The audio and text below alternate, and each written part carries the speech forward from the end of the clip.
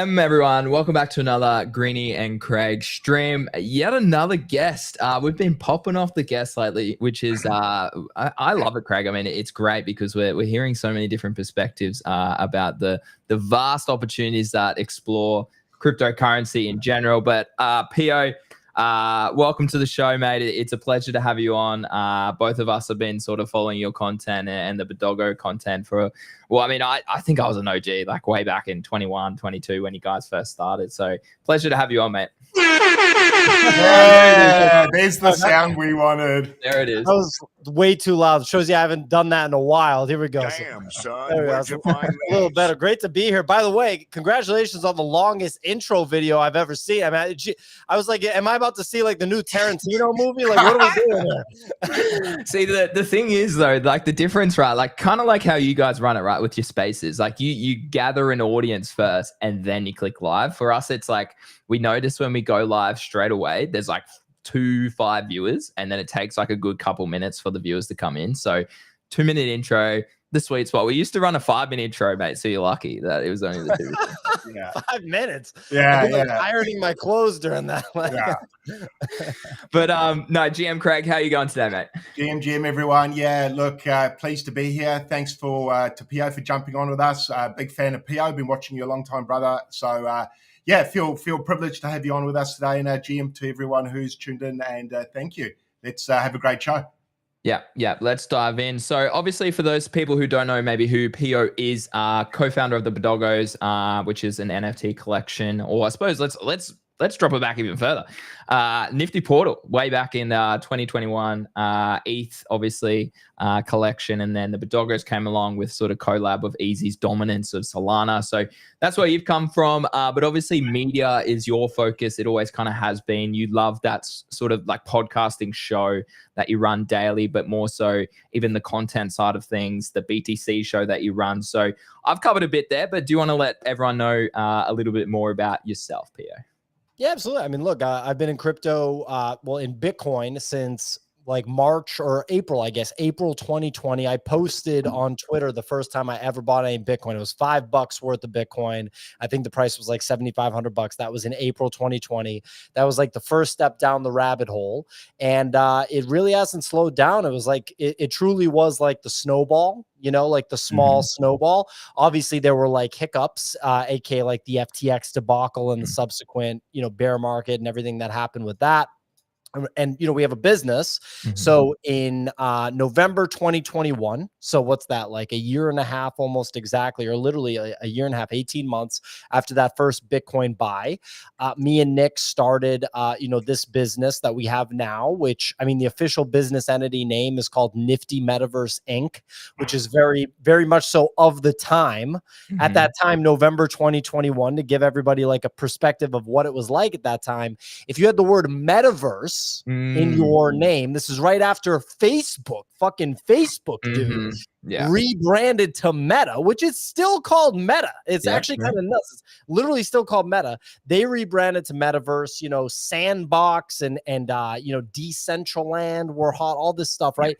And so any company that had the word Metaverse or Meta in its name, the stock was pumping. And if you were like a startup, you were raising funding like nothing. Like people weren't even looking at pitch decks and they were giving you money, right? So when we raised money, we called ourselves Nifty Metaverse Inc. We raised $1.1 million in a seed round in November 2021. Had our NFT sale in January for the Nifty Portal NFT, like you pointed out. Bodoggos came about a year and a half after that. But yeah, that's kind of the history. And long story short, I mean, the company's taken a lot of different shapes. Crypto is a really hard business, a really hard industry to build in. Most people just fail when they try to build businesses in crypto. Crypto is a really hard industry, and so the company's taken different shapes, but the product market fit that the company has at this point is as essentially an influencer marketing firm with 4 influencers. I want Ray to be an influencer, and I believe that Ray can be an influencer. I agree with that. I agree with that. I push Ray on that a lot, but Ray does an unbelievable job at his actual job, which is like partnerships manager.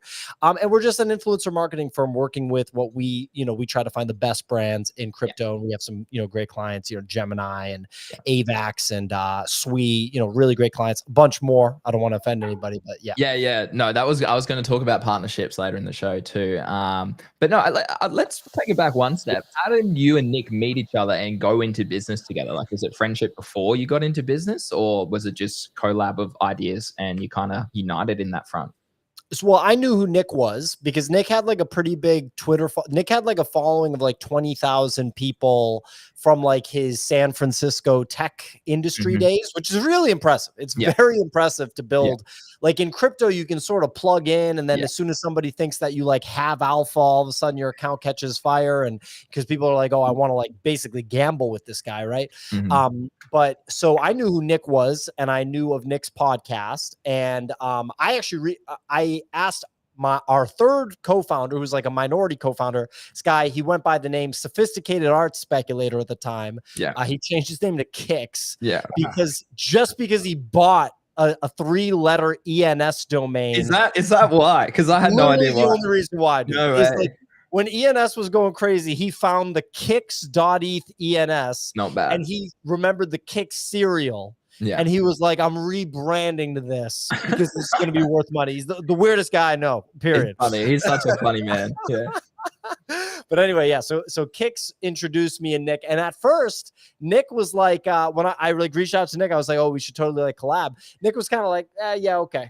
All right. Yeah. Who are you? I was like, all right, dog. Like, and if you know Nick, you know that's like actually a very normal response from Nick. It's like hard to get Nick to do anything. And I was like, all right, like whatever. And I just kept doing my thing. And he like noticed me getting like traction on YouTube. I was working on a YouTube channel with these other guys, and it was getting to the point, I think it was about, it had hit like 250,000 views, and it was actually starting to get like some real traction. And then Nick reached back out. We jumped on like a video call. We were kind of like fast friends. And everything moved very quickly from there. We started doing the podcast, instant chemistry, and chemistry matters, hey, and I think that's why like Craig and I bounce so well off each other, because we're different, and I think that's key. Like, you want to have sort of different personalities, different experiences, and whatnot, perspectives when you're looking to host a show, really. So Easy was pretty early to the whole franchise as well, correct? Yeah. So I mean, I don't remember, like, so there's this period of time when from that call that I just mentioned that me and Nick had to like when Easy became like on the payroll, was like that period was really crazy because we formed the business, we raised money. I was working full time at Robinhood, which is like obviously like it was a real job, so it took like real effort. I had a dog. And then I ruptured my Achilles playing basketball, and we launched the first NFT project. So there was like an insane amount of stuff happening during that period. And I was working from when I woke up until I went to bed, like excessively. That's probably why I hurt myself, is because like often I stopped like training. I was sitting so much. And then I went and played basketball out of the blue, like right after New Year's, and just blew my Achilles out. Like, and I lifted weights that day too. So dumb. But anyway, all this stuff was happening. And so that's time is all a blur for me. Nick says that Easy joined the first, like literally the first Twitter space that we ever did. Well, I don't remember. I remember like I was pretty early. Like I think I was within your 1K subscribers on YouTube, and I would go back and watched a couple recently just out of curiosity, and like he's early in those videos too. So like so who got into him? Where did he come from in terms of this partnership?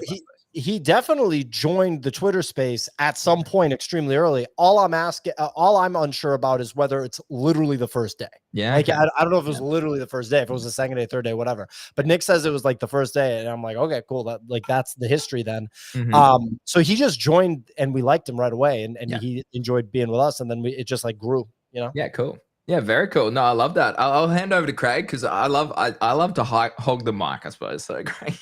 Yeah, that's right. Greeny. Pio, I wanted to ask you, because obviously we've seen you, on camera and doing your show and all that. And you did allude to sort of your past just before with Robinhood. I sort of wanted to see, did you have a background in media or anything like that prior to your show? Because for some people, it's a pretty big step, right? Coming in front of the camera. It's one thing to put a post on X and be a bit controversial, but to let people actually see you and, you know, get to know you, and it can be a bit more intimate. What was your background prior to the show and things like that?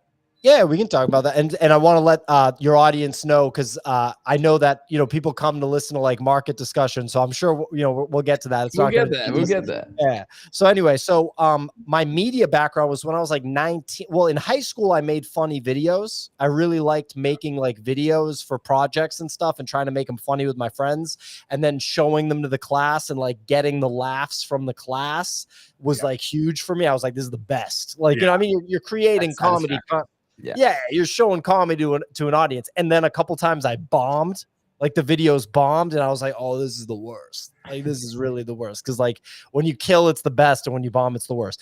So then when I was in college, my friend was getting really deep into music, and I ended up I was like, well, look, I got like a little bit of background with this stuff. I know how to edit videos. I know how to use a camera. I like watched a lot of movies. I've watched a lot of music videos. Let me try to make a music video for you. And right away, we made like 3 music videos in one weekend. I rented a camera for like $200, which was like this huge deal at the time when I was like 19 or 20 to rent a camera for $200. And we made 3 videos. We like worked all weekend, and everybody just liked them right away. And I was like, oh, well, this is like pretty cool. And then that was the start of like that snowball. And I ended up like working with bigger, more relevant artists in Boston, including Charlie Puth, who's like a A-list celebrity now. Yeah. Because he went to Berklee College of Music, which was right next to the college that I went to, Northeastern University. And then I started going to New York, and I was working in New York with a bunch of artists there and like label artists. And then I moved to LA, and I thought that my rep from Boston and New York was going to carry to LA, but it's not. It didn't. And so that was when I like got humbled. So I got super humble. I like had an ego and then got really humbled when I was like 23. Which was really, really good. And I see a lot of these young crypto influencers, and I see, dude, it's so funny. Like these like anonymous crypto influencers and stuff will go from like having 0 audience to having like, you know, 10 or 20,000 followers. Yeah. And the ego comes, dude, it comes so fast. And it comes so hard. They're like, no, you don't understand. I'm fucking like, I'm Elon Musk. I'm the man. Like they really are. They're like, I'm Jay-Z now, bitch. It's like crazy how intense the ego gets. Yeah. And then you find out that they're like 21, and then you find out that they blow up the whole port, and they're like broke again, and they're like living at their mom's house. And it's funny to see it. And I'm like, I actually understand that, because when I was like 22, 21, I definitely had an ego about what I was doing in the music industry. And I got humbled hard when I was 23, so hard. It was very good for me for that to happen. Yeah.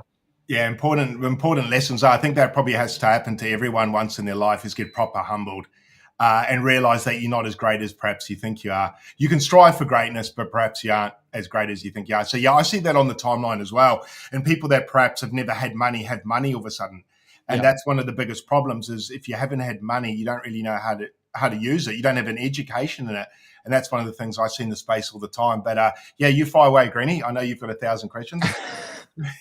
No, well, I mean, no, just to go on that point, I agree. Like all valid points. Like I remember when I was like at college / university, when I was around like 21, 22, like you think you're on top of the world. You think nothing can hurt you. You think everything's ahead of you. Like you're the man. And then you do. Like unfortunately, I've had multiple sort of humbling experiences, but you are 10 times better out of coming from that. So yeah, that's very wise words there. Okay, we can take this show in a range of different ways. So let's obviously focus primarily on Bitcoin, right? Because that's obviously what you're known about. For those people that haven't ever heard of Pio before, his middle name is basically Bitcoin. And so I suppose your thesis is well known, but I think maybe for our audience, it might be cool to sort of recount why you're so bullish on BTC specifically compared to sort of the rest of crypto. Sure. So I think I'm really lucky that when I got into quote crypto or Bitcoin, it was through Bitcoin only.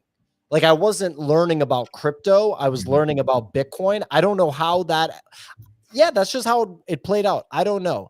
And I'm a math person. Like in undergrad, I was actually a math major at first. And then everyone was like saying to me like, oh, are you going to be a math teacher? And I was like, no. Like, what are you talking about? Yeah. Like, oh, what are you going to be if you're not a math teacher? And then like the other job that people threw around was actuary, which is like you work for insurance companies and you predict like how long someone's going to live and stuff. And I was like, it's more interesting than a math teacher. It still kind of feels, I don't know about that one. You know, like if I could do it all over again, I actually would do finance. And I think if I was like on the finance track from when I was like 16, like if someone had told me like, hey, here's a bunch of like all the different careers and really explain the reality of them. Like, oh, if you're a civil engineer, you're going to be like sitting in an office and looking at plans and then going to a bridge and taking a physical sample. I would have been like, well, that's not for me. Definitely not. Oh, if you're a pharmacist, you're going to work at CVS. Like, well, that's definitely not for me. Like all that. Oh, if you're a finance guy, you're going to study the market and you're going to have like all this data and it's going to inform like, you know, some of the decisions.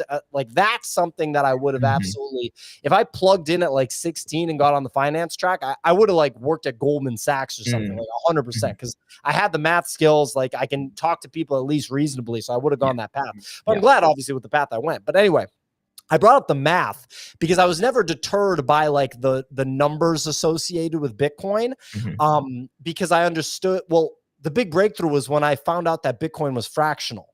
When I had first heard of Bitcoin, I didn't know that it was fractional. I thought that you had to like buy the coin. A common misconception. Yeah. Yeah, I thought whatever the price of the coin was, that's what that was like your minimum spend, right? When I found out it was fractional, I was like, all right. I was like, okay, well, I can dabble with this thing and figure out like what it's about. And then when I was learning about it, like it just, well, I mean, look, it's the most powerful technology network by the numbers on the planet.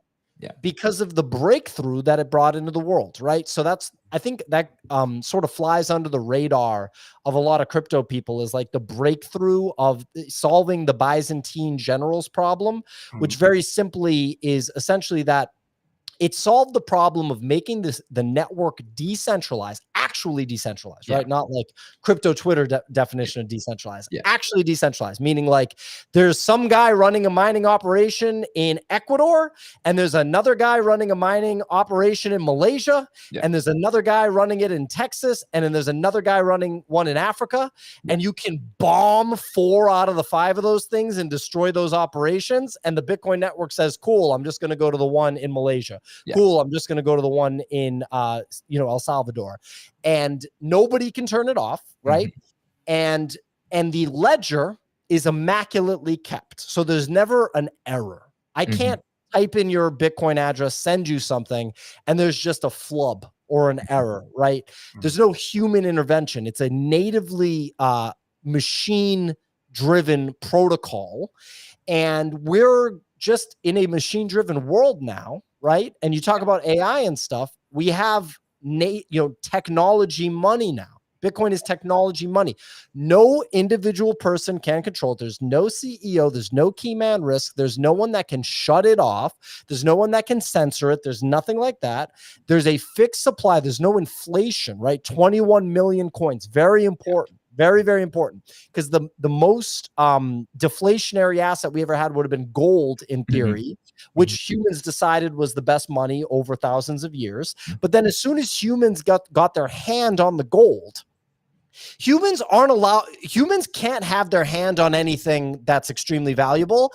I mean, it's literally what the movie The Lord of the Rings is about. The movie, The Lord of the Rings, is literally a metaphor for the fact that if humans get too close to power, it corrupts them no matter what. That's the metaphor of The Lord of the Rings.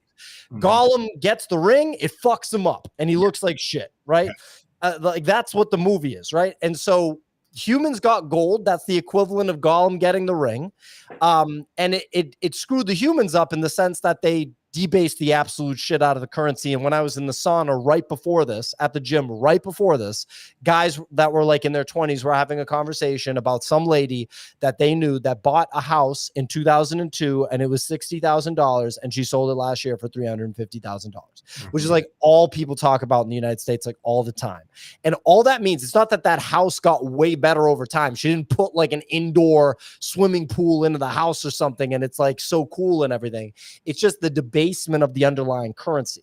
So we finally have this technology-based money where I can send you literally $50 million right now if I wanted to, and it would be $4 for a transaction fee, and it would get to you even if you're in Australia, I'm in the United States, in like 15 minutes, and it's fully settled when it gets to you. It's not like, you know, I sent it to your bank and then your bank has to approve it and you have to withdraw it and blah blah blah, and it's never really even your money. It's true actual ownership, just like if I held a piece of 24 karat gold. Yeah, no, and that's why, like, the longer in crypto, shout out to Ellie.J.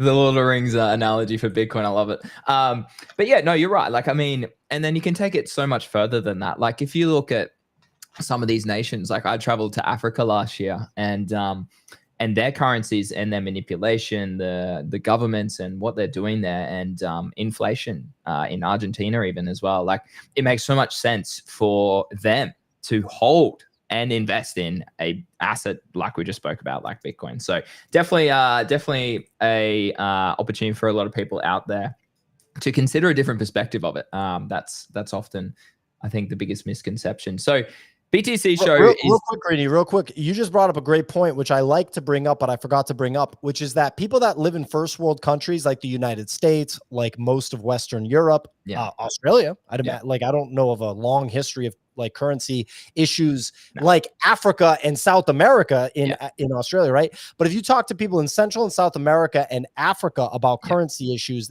then you're speaking their language immediately. It's 100%. Just a shit show, man. Like, still right now, it's a shit show. It's really, really, really bad. And so a lot of first world people can't grasp the idea that think about it. The best currency in the world, and Saylor just said this, Michael Saylor just said this on the Jordan Peterson interview. The best currency in the whole world for the past 100 years has been the US dollar. And that has lost 99% of its value over 100 years. So the best one has lost 99%. How about some random ass African currency in a random country in Africa? How's that one doing? Exactly. No, and to add to your point, from a personal side, we stayed at my cousin's place in Zimbabwe. Not my cousin, my wife's cousin. And she got paid overnight in Zim dollars, right? And then, sorry, she got paid in US dollars overnight for a job that she did. And then the bank decided to convert that without any authorities into Zim dollars, lost 25% of what it was worth. And then to go withdraw it from the bank into cash was like another 25% fee. So what they do there is literally buy assets or stack US cash. Like, she had cabins full of gin just to accumulate and hold that wealth, because gin retains its value compared to the Zim dollars that they had. So exactly the thesis, as you had said, like, a lot of us who are unfortunately like the influences of crypto are from Western worlds, like Western countries. So our perspective is skewed compared to the people out there who are struggling with, as you said, retaining any sort of wealth in their country. So it's fascinating, definitely fascinating. You brought up another one, is that people turn to storing value in different things, which like, you know, at first it was literally seashells and then it turned into furs, right? Because everybody needs, in a cold environment, everybody needs like a coat. So, you know, if you got like a nice fur off of like a bison that you just killed, there you go. That's going to have value. But you just brought up that like even today people are buying alcohol because gin is going to age and it gets better. I don't know anything about alcohol, but I know you can probably keep a bottle of gin for a long time, right? Canned fish, things like that, like canned fish. Because dude, it's canned fish. It's going to last like however many years and you can eat it. So it has value. But the point is, all those people, they should store their value in Bitcoin, because we now have the perfect digital, uncensorable, confidential, portable asset. I love that. One of the other things, so I was born in South Africa, so I've seen, the things that can go wrong. And one of the other things I think, people in America and Australia and that don't always appreciate is it's not only the fact that they can't transfer finances or money, they actually don't have bank accounts. So these people don't have a bank account to even begin to interact with people like us or send money around. So it's not always the case of they don't have the technology or this or that. Sometimes they just don't have a bank account, so they can't participate in the infrastructure we have. So that's another thing I noticed. And then the other thing is obviously government's corrupt. So when we left there, obviously they put a total shutdown on the money. So in other words, you couldn't get your money out because Yeah. everyone who was trying to get their money out would start converting their money and the dollar would plummet, or the rand it was called. So they kind of hijacked. Even though we left as a family, it took us years to get our money out because, I mean, I see where they were coming from. But as Pio was saying, one of the beautiful things with Bitcoin that I like, and that's what taught me such an important lesson as a young person, I think that's what I took so strongly to Bitcoin, is I lived through a period where we couldn't get our money out as a family and things like that. And Dad had worked so hard and we couldn't get that money and we were sort of stuck. So that's what I think sometimes, probably luckily, countries like America and Australia probably don't appreciate the power that Bitcoin or cryptocurrency can bring. Not just money or number go up, but people can just live, exist, Security. buy food, save, look to own a home and things like that, which is just not possible with a dollar that's depreciating so much. So, I mean, I'm sure we're probably orange pilling a lot of people here. Pio, I was going to ask you, I remember years ago on your show, you and Nick and that, you're big into NFTs, and I remember even like 10KTF, I was big in that. You guys got into that a bit.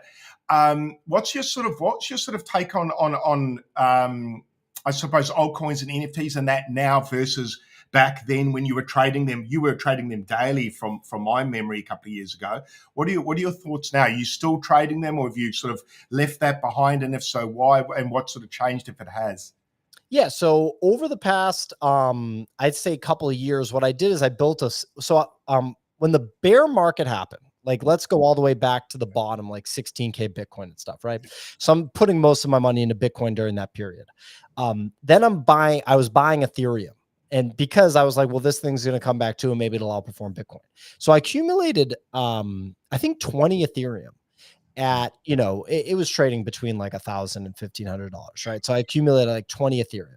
And then I converted all of the Ethereum into pudgy penguins because I was like, well, the pudgy penguins are probably going to outperform the Ethereum. So I'll just, take higher beta and I'll do the pudgy penguins.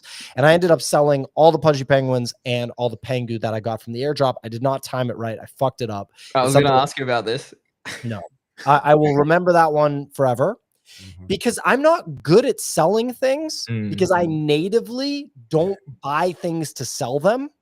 But obviously, sometimes I've bought things to sell them. The pudgy penguins, in theory, the Ethereum. And then the thing I'm dealing with right now is that I have this Salana that I bought to sell in theory, right? I mean, I kind of bought it to sell it. At the time that I bought it, I was like, what if Salana goes to like $4,000 over like the next two cycles? I want to have 1,100 Salana, which is what I have now, which would be an assload of money if that's what happened, right?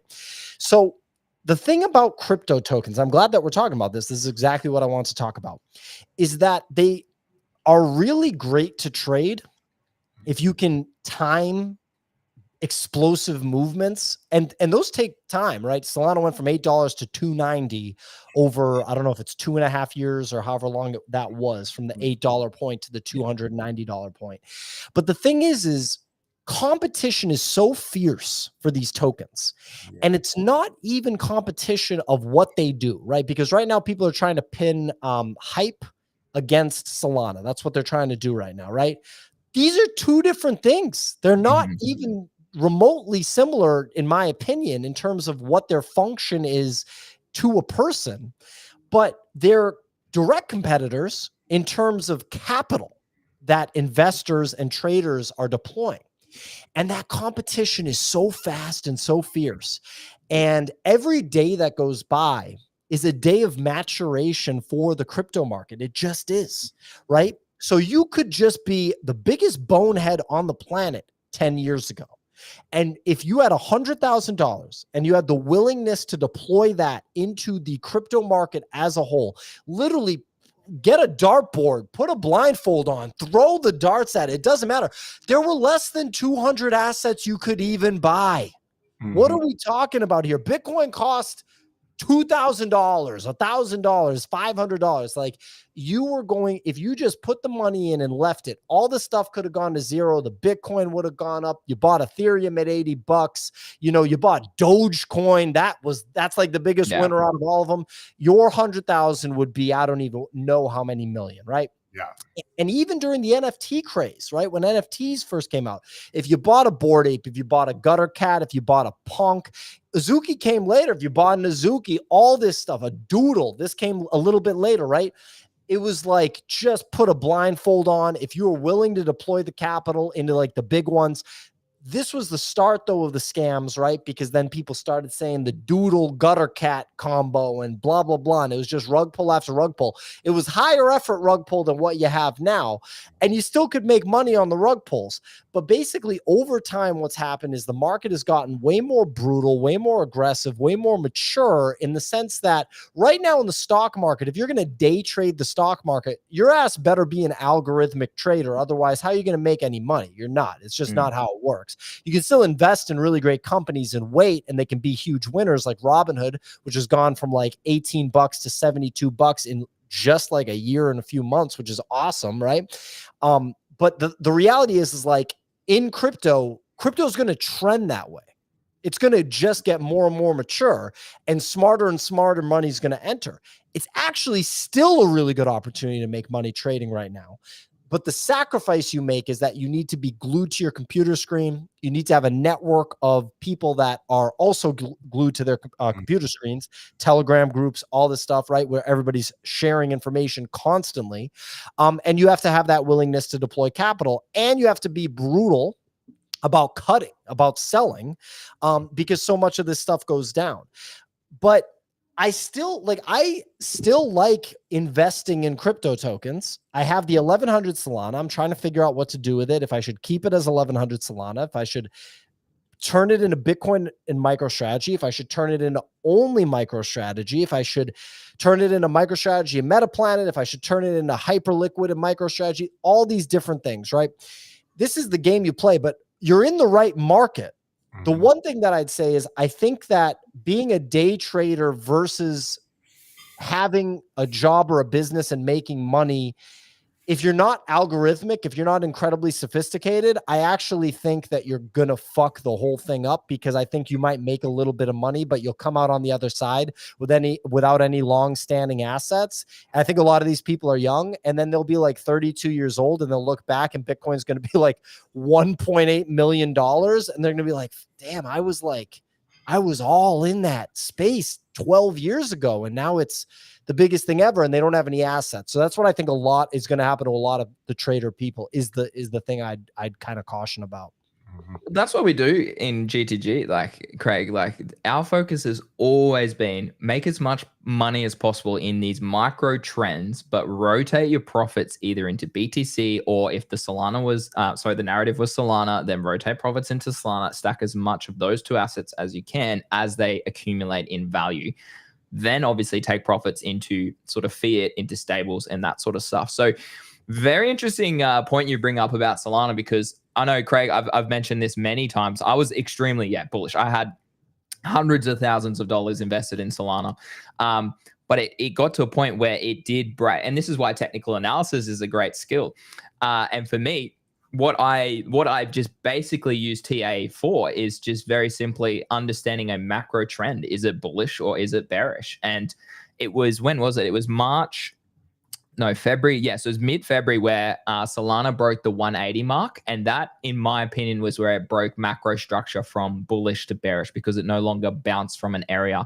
So in GTG and more publicly as well, I said I sold 95% of my Solana there, because I had accumulated it between sort of that $17 and $30 mark as well, which is... And what price was that? About 180. So it's about 5-6x, even though I did take profits at about 230, took some profits at 250, just scaled a little bit. But ultimately just cutting 95% there was probably one of the best decisions we made, because again, like, a lot of people don't. Yeah, exactly. You do have to be plugged in, and that's my job. Like, that's my business. That's Craig's part of the business. And what we do is help people make these decisions who are maybe time poor, who maybe can't understand the trends as well as we can, and execute. Because that's the biggest problem here, that people don't know. As you just said, I don't know when to sell, or I don't know how to scale out, or I don't know when to cut a weak position. And they're the common questions. I literally chat with people every day. I chat to VIP members about this every single day. I see it in my comment section on Twitter. Like, it's crazy the amount of people that just can't execute in those specific ways. And so it's an interesting point that even like, as you can see here, guys, like everyone's still like Pio is still struggling to go about it. And I think I agree. Like the bull case for me is surely these assets like Hyperliquid, Salana, Sui, maybe a couple others. AVAX has really underperformed this cycle, but I love it as a fundamental token, and I know you guys have partnered with them. But like those fundamental technologies, surely they accumulate in price value over time because they are the crux of utility that Web3 sort of creates to solve Web2 problems and those sorts of things. Yeah, I mean, so look, I just shared a link in the private chat. This is the big conversation right now is, you know, there's a difference between like, let's take Ethereum as an example. I think Ethereum is a great example. Ethereum's network can absolutely kick ass and be like this unbelievable network. So real quick, Greeny just pulled this up. I got the top assets by market cap in the world. So these are the assets that human beings have decided are the most valuable in the world. Number one is gold. Number two is fucking NVIDIA, which is just so crazy that like Jensen Huang, some dude from California's company, is just now the number two thing after gold's kind of unbelievable that we got here. But this also should tell you that Bitcoin is going to be that number one asset. Dude, right now, number two is Jensen Huang, some random guy from California's company that makes sick AI chips. Cool. That's unbelievable. He's creating incredible shareholder value. Bitcoin is the most powerful technology network in the world and literally the first digital money of all time after gold, like actual true digital money, right? Gold is physical money. So Bitcoin's going to be the number one thing on this. Dude, number 32 is Ethereum on this thing. So Ethereum's, what's the market cap of Ethereum? It's number 32. Right? 338 bill. That's a lot. For $338 billion is a lot. And why? That's the Ethereum token, by the way. That's not the network, right? Because there's a bunch of other tokens on the network, right? There's Base. That's technically on the Ethereum network. That's not being factored in there. Very true. Right? So just the ETH token is worth 330. What does this token do? This sounds unbelievable. $332 billion. What is this ETH token for? Like, can someone help me understand how it's the number 32 asset in the world? The counter argument here is you see stuff like Home Depot is worth more than Ethereum. So it's like, well, I mean, geez, okay, well, that's interesting. That's why I always say MicroStrategy is going to smoke Home Depot because it just is. And people like, you know, like think that's a funny thing to talk about. I think it's actually pretty funny because it's just like a random ass company. But anyway, my question is for non-Bitcoin crypto assets. I want to, the hardest question to answer is how value accrues to them long-term, because I think that there's absolutely a scenario where an insane amount of activity on a chain makes a token insanely valuable, but it's hard to see over a long period of time. And what Ethereum has been going through after outperforming Bitcoin for 2 cycles in a row, and having that price performance made a bunch of guys just make Ethereum their whole personality. And start talking fantasy land shit about Ethereum, about it being ultrasound money, programmatic money, all this stuff, when it's really an experimental crypto technology, which there's nothing wrong with that. But the price going up made people like fanatical about the thing, right? And it's now basically the same price that it was 4 years ago, 5 years ago. And the ETH BTC chart, which is 6 years ago. 6 years ago. What? That doesn't sound like that good of an investment compared to Bitcoin, because Bitcoin 6 years ago was way lower, right? And so I talk about the difference when it comes to a financial investment versus a technology platform or a technology network, right?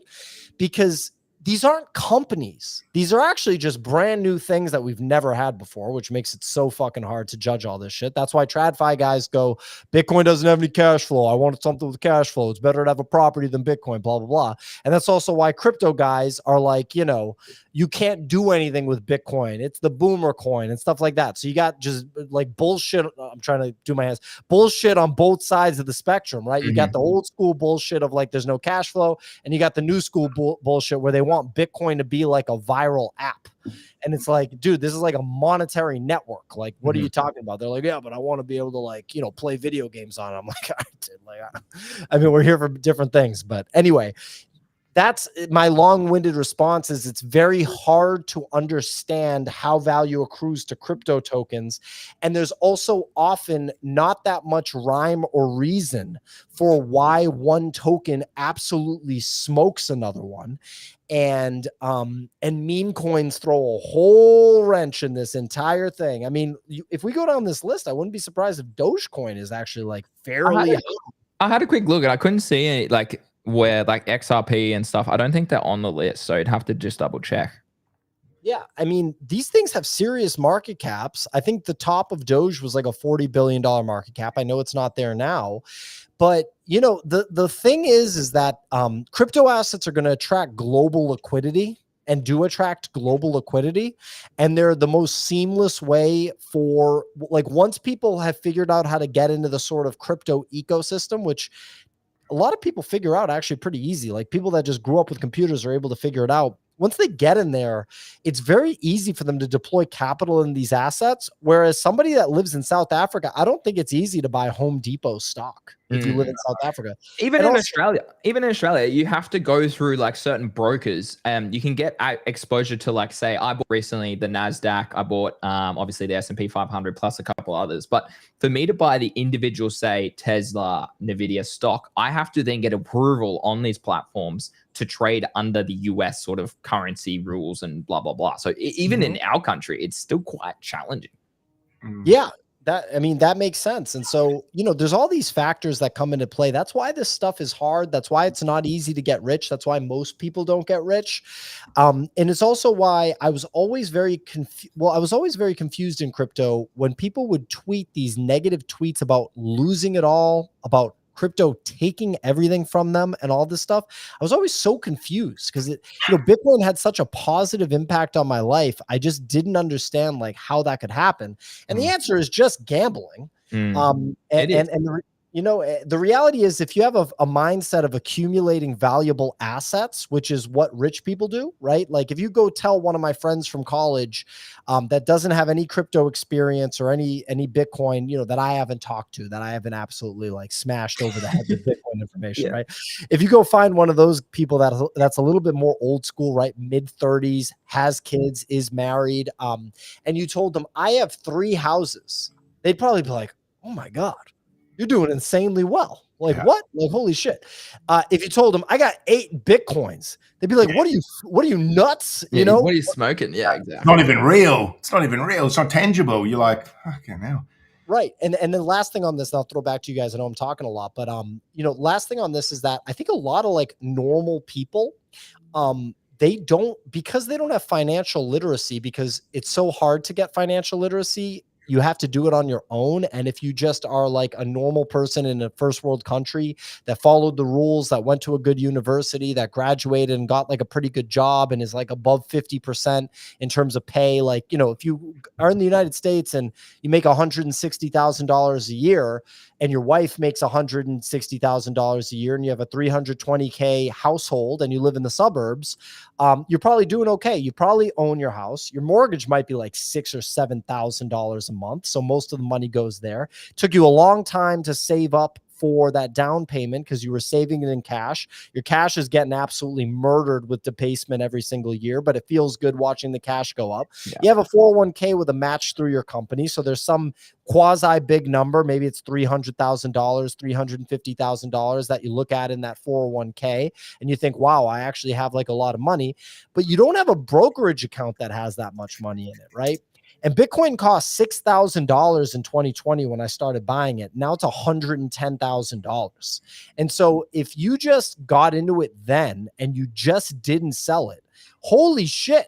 Like 5 Bitcoins. Pio, don't start me, mate. I was here in 2016 and BTC was $300. I should have, but again, I was at uni, I was at college, I had no money. So I was like, I bought 0.25 of a BTC for $100 or something at the time. I was like, yeah, sick. And then maybe I should have just held that. Like it would have even just that, like it would have been.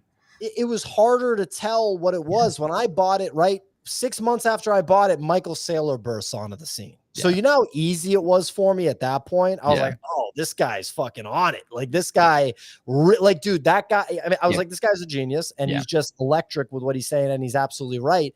And he legitimized the asset for me that he took it from something that I thought was interesting and turned it into property in Manhattan, or, you know, something that you hand down to your children and all that stuff. And wealth is all about assets. It's just not about cash, you know? And like I said, someone that hears that you have 3 houses thinks one thing, but I think a lot of people don't understand, like, you can go and have a brokerage account that has $900,000. Like, you can go and create that for yourself. Let's 100%. add to that, because Craig obviously has a mortgage here in Australia, and I know, like, Craig's like a decade older than me, around that, and so I think it probably is better from your perspective. But the Australian dream, which is very kind of similar to the US dream, has always been property. My old man, my father, he is a builder, and he, since I was 18, was like, Greeny, get a house, get a house, get a house. They only go up, blah, blah, blah, blah. Do you think this whole shift, and I want to ask both of you, like Craig, because you probably have that little bit sort of generational difference, do you think it is going to move into more liquidity-based assets like cryptocurrency, like stocks, like ETFs moving forward? And because it's in Australia, it's becoming unattainable to get a house or a mortgage here in Australia. As you said, Pio, like, for me to try and buy where I currently live, I would have to save $300,000 of cash just for the down payment deposit of 20%. And then I'm still paying $1,600 to $1,800 a week just to pay off the mortgage for this house. What are your thoughts, Craig? Yeah, I mean, my thoughts are it's becoming more and more unobtainable. I mean, I bought my house about 10 years ago. My wife, she was heavily pregnant. So we luckily then got forced into doing it, for lack of a better word. And since then, the house is, it's almost 3x, which is, it's not worth it. Yeah, dude, it's gone from about 500 grand to about 1.2, 1.3. Wow. So not far off the 3x, which is absolutely ludicrous. I don't see how younger people are going to afford it. I mean, to buy a house that's, I wouldn't say entry level, but not, you know, not. I wouldn't say in an amazing spot for 1.2 million is ludicrous. I mean, you'd need a $200,000 deposit to get started. I think we're going to society of renters coming, which, I mean, I won't get too far down the conspiracy theory line, but that's sort of, I feel like that's where we're being pushed organically or natively for whatever power. I think it is going to be an unobtainable dream, and I'm not 100% sure whether that is going to drive people to Bitcoin. No, actually, I think it will. I think pain will be the thing that drives people, because pain's about the only motivator these days that seems to get humans to do anything. Pain or pleasure, but pain's better. So I think there's going to be a lot of pain, and then I think Bitcoin's going to go. And I don't think we've seen the hype stage of Bitcoin yet. I don't think so. And not until my mum and dad are in it, but only because of me. Probably the same with Pio. Your nearest and dearest are probably in it because they either hate you or they're in Bitcoin. And I think we're going to have a moment where the penny drops. And I know my friends that speak to me, the penny hasn't dropped yet. Not yet. Not to the point where I can see they've got absolute conviction like I have now. But it took me a little bit of time as well to have that moment. And like Pio said, Michael Saylor for me was, I think he could just put into words the things I always felt like was happening in the world, but he could put it into a sentence for me where I could go, yes, that's what I've been feeling or thinking all this time. And finally, as humans, we have a vehicle to escape this tyranny that we've been put under for so long by the kings and queens over thousands of years. But Pio, I'll let you go, brother. You shoot. Yeah, look, what you just said, it's the separation of money and state, which is a big deal, right? And when you think about it, it almost sounds too good to be true. You're almost like, there's no way that's actually going to happen. But at one point, we had the separation of church and state. And before that, if you said something bad to the clergy, they'd like stone you to death and all this shit, right? So there's been big changes for humans in a long time. Dude, in the Middle East now, women are able to like do more stuff, right? Like things are becoming more modern. It's different, right? So Bitcoin is the separation of money and state. Talking about real estate, in the United States, BlackRock bought a lot of single family homes, right? Which in my opinion should be illegal. That should be illegal. That does not make any sense. Why a big bank that has infinite money should just, plow money into single family homes. I think that houses that are desirable, that are sturdy, a brick house, a vintage house, just like if you bought a vintage pair of like shoes or a coat or something like that, I think those will continue to appreciate in value against a debasing dollar. Real estate is not supposed to go up in value the way that it has. Your house is not supposed to rip from 500K to 1.2 million in a short time period. That is not how it's supposed to be. It's only that way because of currency debasement and like accelerating currency debasement. Like back in the day, Native American teepees were not going up in price, like, 2 or 3xing, right? That houses are supposed to be shelter. People will turn to Bitcoin because Bitcoin is just on its own adoption path. Everyone's witnessing Bitcoin's adoption path. And the earlier you buy it, and we are absolutely still early, and so many people are like, I don't think that we're early anymore. I'm like, all right, well, the new digital money, the first money that we have after gold is only 15 years old, and you don't think that we're early? Okay, that's interesting. Like not that many people even have it. And that's why the idea of selling it right now is just so funny to me. Like basically people are selling it to the people that they front ran for a decade right now, the big banks in Wall Street. And they're like, aha. And I'm like, dude, those Wall Street people are just going to hold it for X amount of years. And it's going to go to like $5 million. Is that really like, did you win? You sold it for 110K and then they sold it for 5 million. Like, did you win?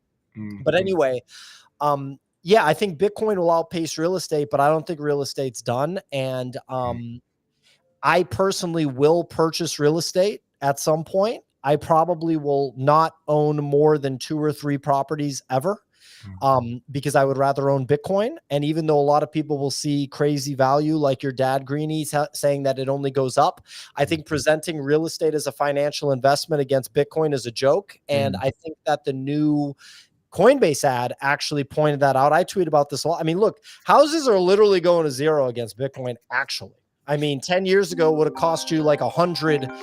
Oh, dude, food delivery in Miami is unbelievable, man. They can't in the fucking house, dude. They can't just bring the food to your door. Anyway, sorry, I just got a call.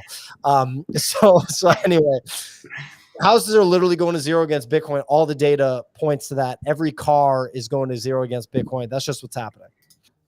Yeah, no, very fair. There's a good infographic you could probably bring up, Greeny, Bitcoin versus housing prices, and how many houses one Bitcoin buys you over the last 10 years. And what Pio's talking about, I don't know if you can bring that up, Greeny, but I saw that a little while ago, and it's pretty damning, man. Like, yeah. If you want to, I agree with Pio. I mean, I know you need somewhere to live and a roof over your head's important, but other than that, I'd be buying Bitcoin, man. This person just sent me a message real quick. This person just sent me a message. I'm downstairs. I can't get in. I live in a doorman building.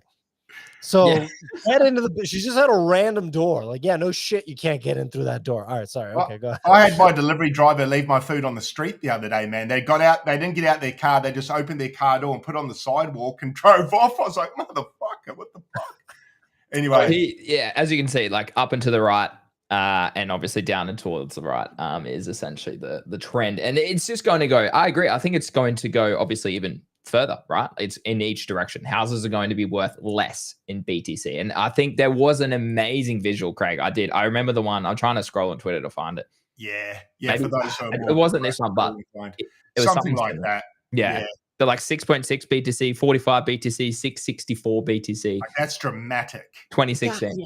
Like, look at the math, guys. It's so nuts. And the next 10 years is really like a gold rush period for Bitcoin. So 10 years from now is going to be 2035. So that by traditional halving cycle mentality is at minimum 2 halving cycles. But it's also really a 10-year period after the ETF, after the adoption from traditional finance of Bitcoin, or at least the start of it, and the Bitcoin treasury company model emerging for businesses. So like, we're looking at multi-million-dollar per coin Bitcoin with no signs of not continuing to go up 10 years from now. I just feel like focusing on this. Look, if you want to buy a house so you don't have to rent, that's cool. Just don't buy too much house. You want to avoid like the lifestyle creep, which I'm still trying to do. I moved from New York to Miami. I like New York more than Miami.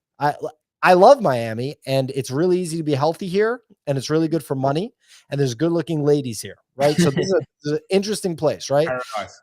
It's a great place. I do think New York is better.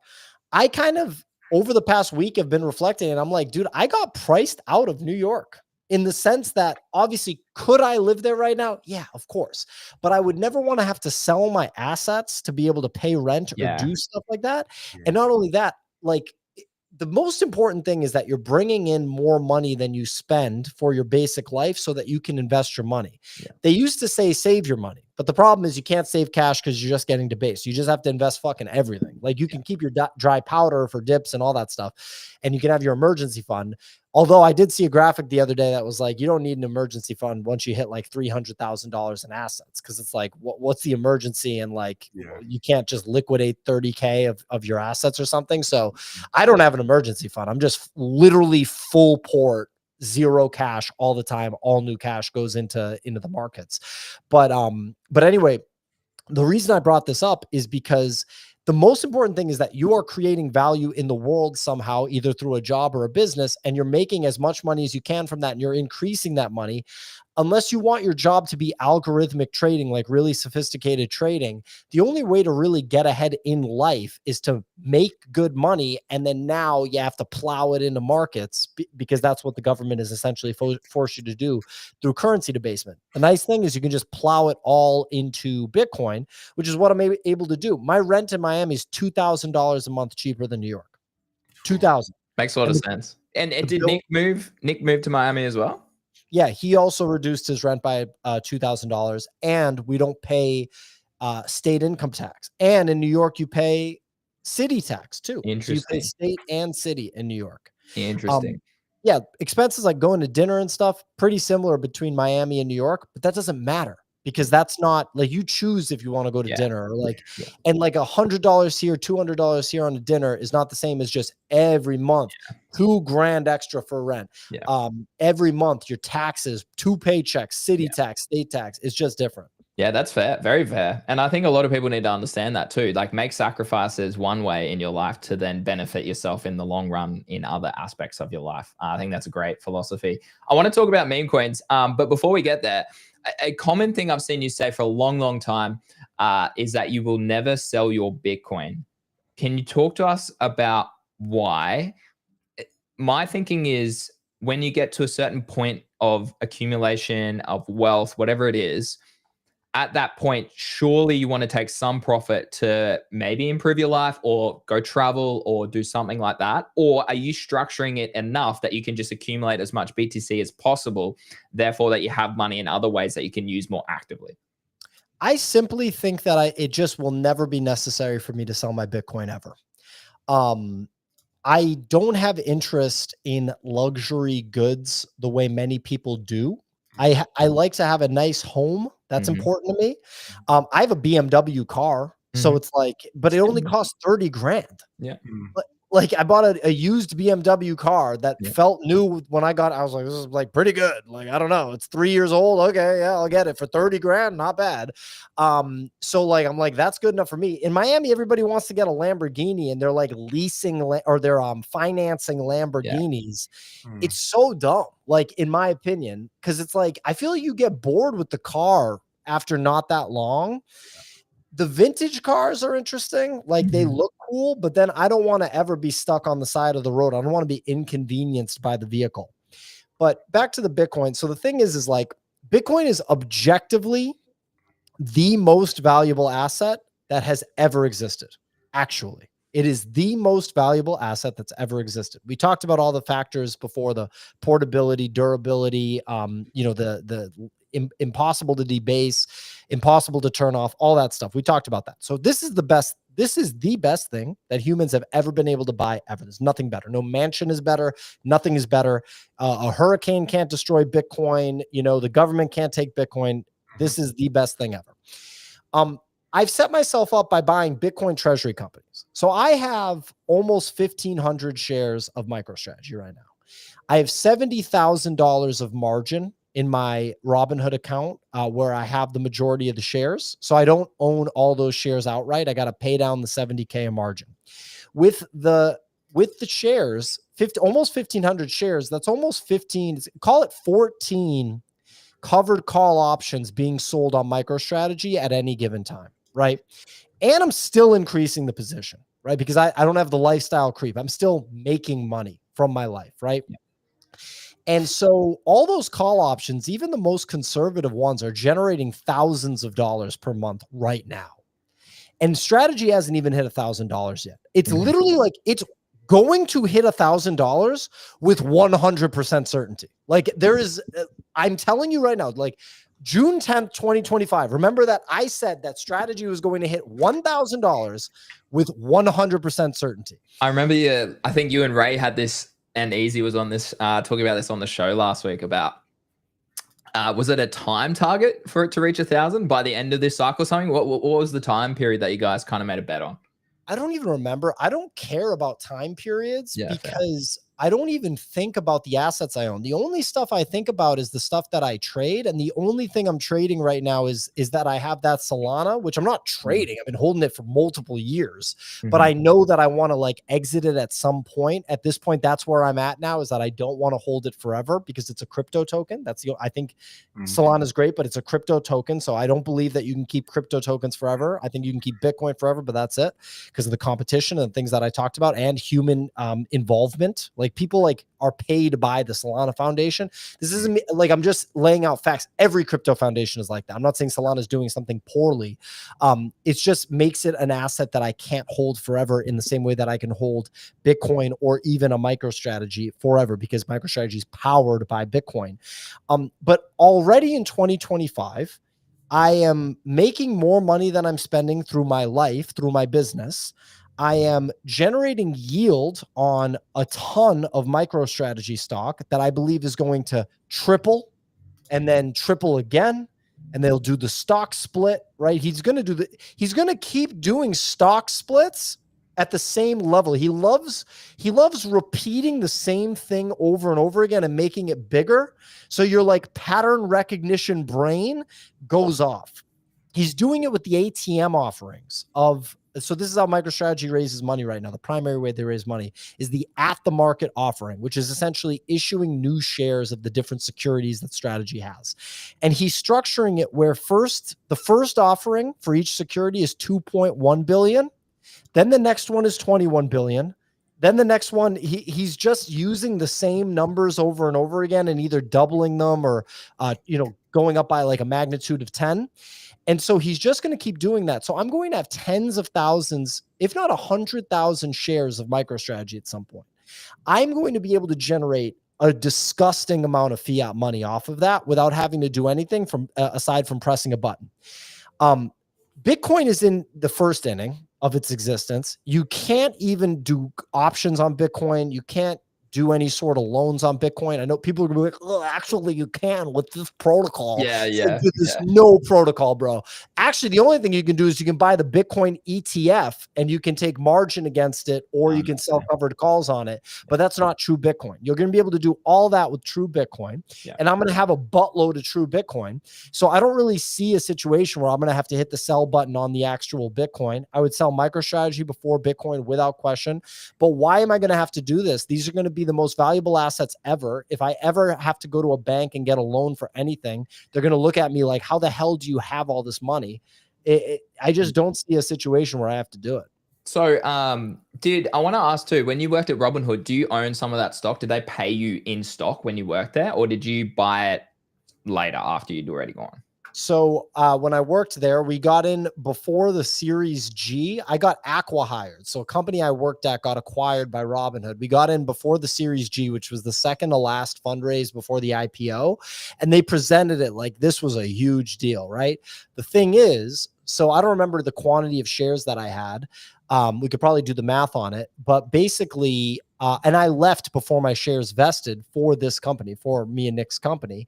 And so what happened was the IPO came out the gate at $60. It went up to $80 and then it just cratered to $9. So I think I must have had 1,000 shares because my Robinhood was worth $9,000 when I sold it. And I sold it at that time to just buy more Bitcoin, which I don't regret at all. And now I have, check how many. I've been buying it. I know I have at least 2 covered calls on it, so I have at least 200 shares of it right now. It sucks for trading options, but whatever. Right. I have 200 shares, 200.06 shares of Robinhood right now, and I'll buy more. I think it's a great company. Because I like I said earlier, like it's a pain for me to buy US specific stocks. Like otherwise, I would have bought Nvidia probably a while back. I would have like during that dump that we had. So my thinking is, okay, well, I can get exposure to the NASDAQ. So maybe I should just plow more money into that to have exposure to the tech side of that with MicroStrategy in there, with obviously Coinbase and all that sort of things, to have exposure in that particular way. So that's certainly something I'm considering as we come out of this bull market, is rotating, as you said, some of the hyperliquid, the SUI, the abstract exposure and all that I currently have. But let's get off the Bitcoin chat and let's move to meme coins. And obviously I want to talk about the Pudgies and the Pengu too, and why you got rid of those per se. So meme coins, I love your perspective on meme coins. I agree with them. Like, you're trading trends, you're trading charts. You need to make as much money as possible quickly and then get out and plow it back into BTC or other opportunities. I think that's always been the mantra of what I've created my brand on.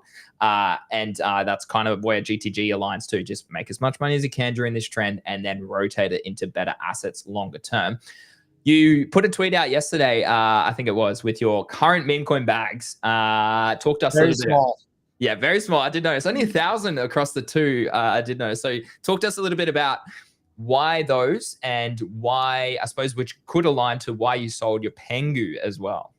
Yeah. Well, look, I made like $45,000 with the Trump token. So that was a big win. And I fucked up Pengu royally, and that was like a pain, and that was like harmful. Real quick, Jord Explorer said the US government are the biggest holders due to confiscated Bitcoin. They can take, if you're being a naughty boy, they cannot take my Bitcoin. No. The people that they confiscated that money from fucked up somehow. They, like, how could they take my Bitcoin? Like, they'd have to like gun to your head or something. Yeah. Well, they'd have to physically, take the words of my seed phrase. I don't really know how you're going to do that. So anyway, just want to lay that to rest. So meme coins. So I got SPX 6900. Good shout. And I got Fart Coin. Which one do you think I feel better about? I'm going to say, I was going to say SPX. I feel better about SPX. Yeah. I love Murad. This is interesting. I think Murad is one of the, I think he's the funniest guy in the whole industry. Have you ever spoken to him? Nope. Yeah. I think he believes every word he is saying in those videos. Oh, Craig, we should get him on the show. I should send him a DM and try and get him on our show. That would be good. I think he believes every word. I think that, I think he's right. I actually think he's right. I think a lot of people don't like him because when he first blew up, when he first got popular, and he's publishing these lists of fucking assets, he's so absolute degenerate shit on there. Yeah. He's publishing lists of random shit and saying, like, this is the best shit you can buy. Like Mini. Yeah. I'll look at the current market cap of a couple of them. What the fuck is he doing? I mean, to have the balls to do that is so funny, and just stick with it. But anyway, he's publishing this stuff, right? And then people just ape into it like gambling addicts with money that they can't lose. Like, all they're like, their total amount of money they have is like $1,200, and they just put it all into random shit, and then they get completely rinsed, and they get so mad and they hate him forever. That happens, right? But the reality is, I think he's right about he's a Bitcoin guy. He's a long time Bitcoin guy. Yeah. And a guy that's been in the business for a long time. And he understands it so deeply that he figured out that when you can invest in these meme coins that have these communities that won't sell. I mean, it's the shit he says in his videos, diamond-handed communities and all this stuff. Tokenized spirituality. This guy is so funny. But I think he's right about what he's saying, because, like, dude, the AI situation is going to revolutionize work. This is not the first time that it's revolutionized work. The Industrial Revolution did the same thing, and it's just going to happen again. And what it's going to happen is it's just going to make work look different. It doesn't mean that, like, that you're never going to be able to make money again, blah, blah, blah. But digital assets are going to be the most valuable things ever. where I disagree with him is he's basically telling you, like, don't buy Bitcoin, just buy SPX 6900, which I think is like a completely gnarly thing to be putting out there. But him doing these TikTok videos and these Twitter videos and really what turned the corner for me is he used to publish the whole list.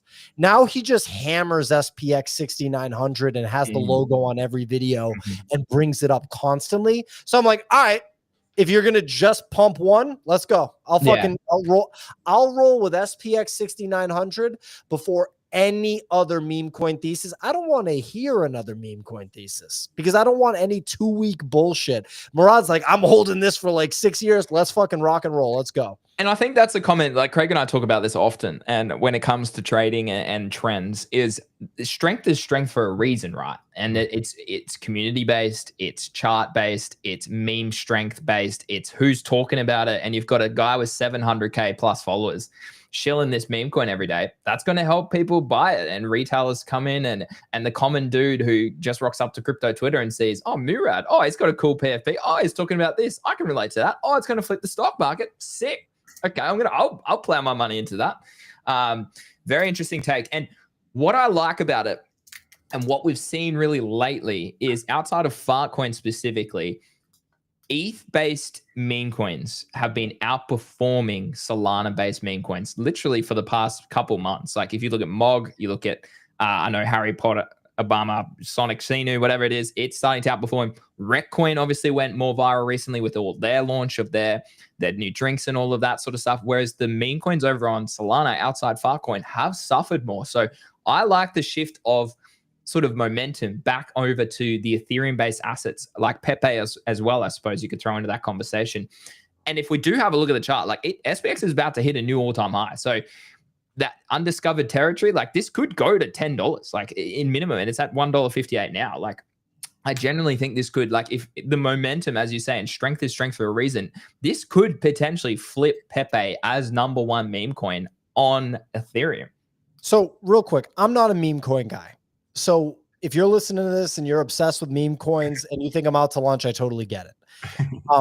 It's going to be hard to convince me that another meme coin is better than SPX 6900 because of Murad, right? Yeah. And you were talking about the retail thing, all that stuff. I think that matters, but I also think that there's a certain level of energy that individual people, like people made these meme coins, right? So like this is a man-made product. So people driving these things forward matters. And you have Murad focusing all of his energy on a singular meme coin. And I do not think that's going to change. Let's take another huge crypto influencer, Ansem. Right now, he's very focused on Hyperliquid, it seems. So I would not be surprised if Ansem's able to drive Hyperliquid up. Plus, Hyperliquid's also a very legit platform and network, right?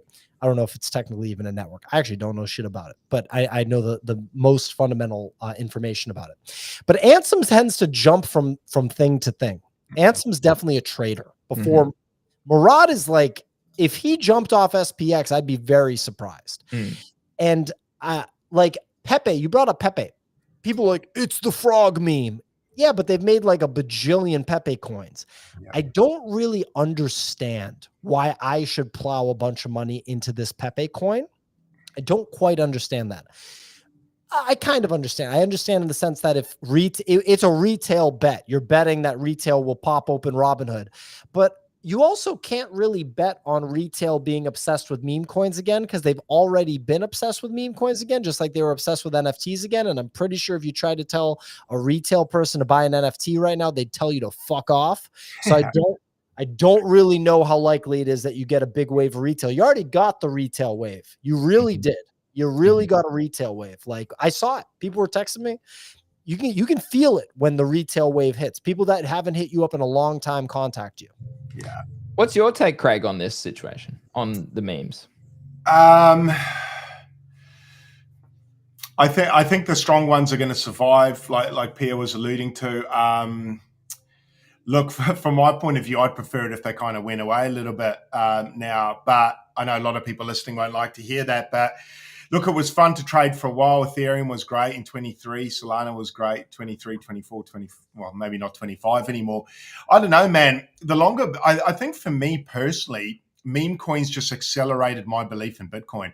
Yeah. And I was always into Bitcoin. It's what brought me to the space. And then luckily for me, I suppose I sort of worked out that I need to stack sats. So I kind of used meme coins, flipping meme coins into Salana, waiting for Salana to pump, then flip that, then go into Bitcoin.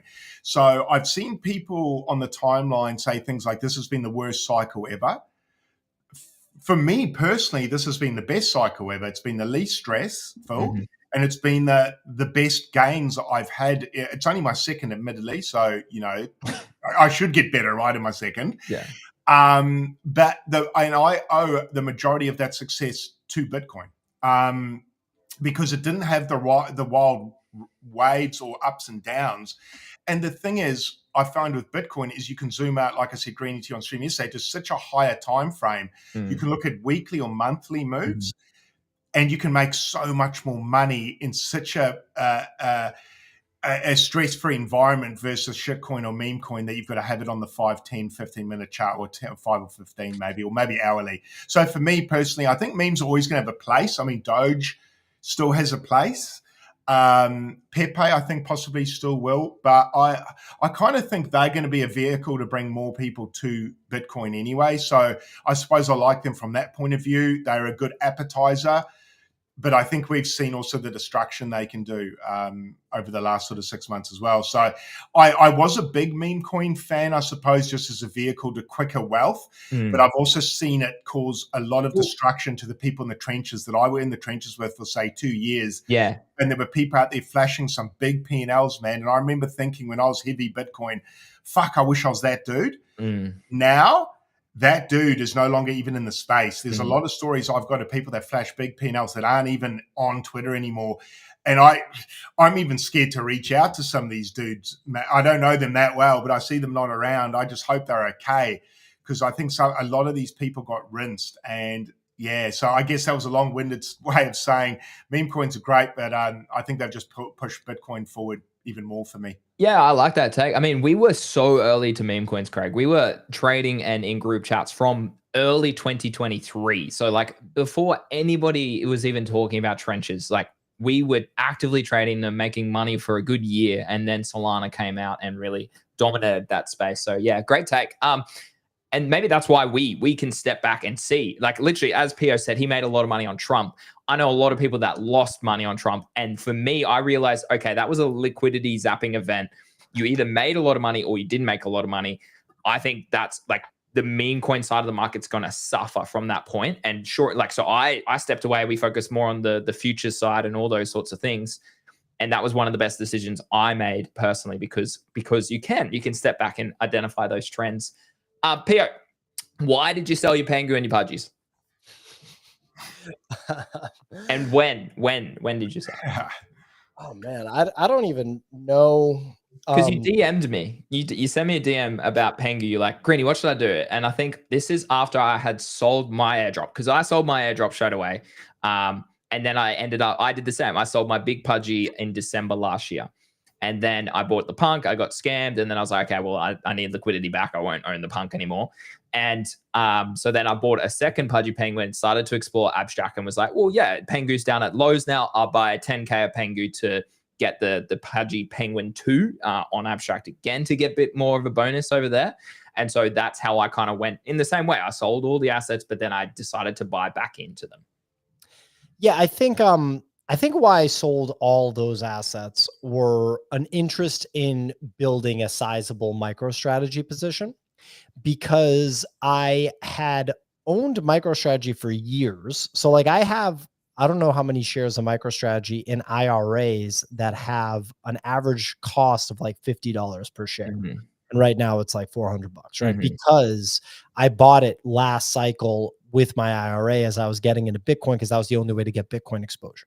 And a lot of people thought of MicroStrategy that way. Mhm. I mean, it was kind of the way that you think about it, right? Mhm. And then there were hints. There's this guy Samson Mao that's kind of a crazy Bitcoin guy, but he does make a lot of good points. I'm just going to turn my light on You're real right, quick. mate. Yeah, it's getting a bit dark.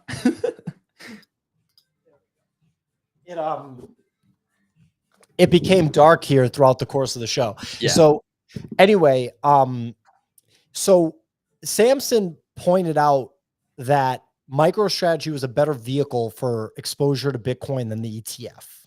And then I talked to Fred Krueger, and he like fucking went so hard saying MicroStrategy sucks and it's about the ETF. I wish I knew what I knew about Fred Krueger now, that I should not take his opinion into consideration for something like that. But whatever, it doesn't matter. So where it clicked for me is that Coinbase and MicroStrategy both had earnings. I don't remember which earnings it was. And Strategy announced the $21 billion ATM for the common stock, which was it was the biggest ATM that they've done, $21 billion. Everyone was like, what the fuck? I was like, that's crazy. That's so much money, right? So it just showed it was going to get bigger and bigger. Coinbase announced a stock buyback.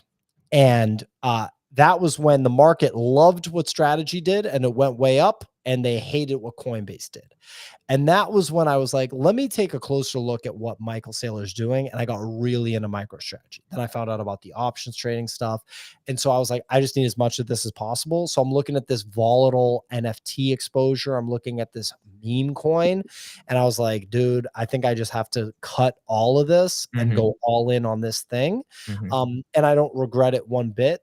I mean, I haven't really ever regret cutting things is the thing. You know, if anything, I just should have cut things sooner.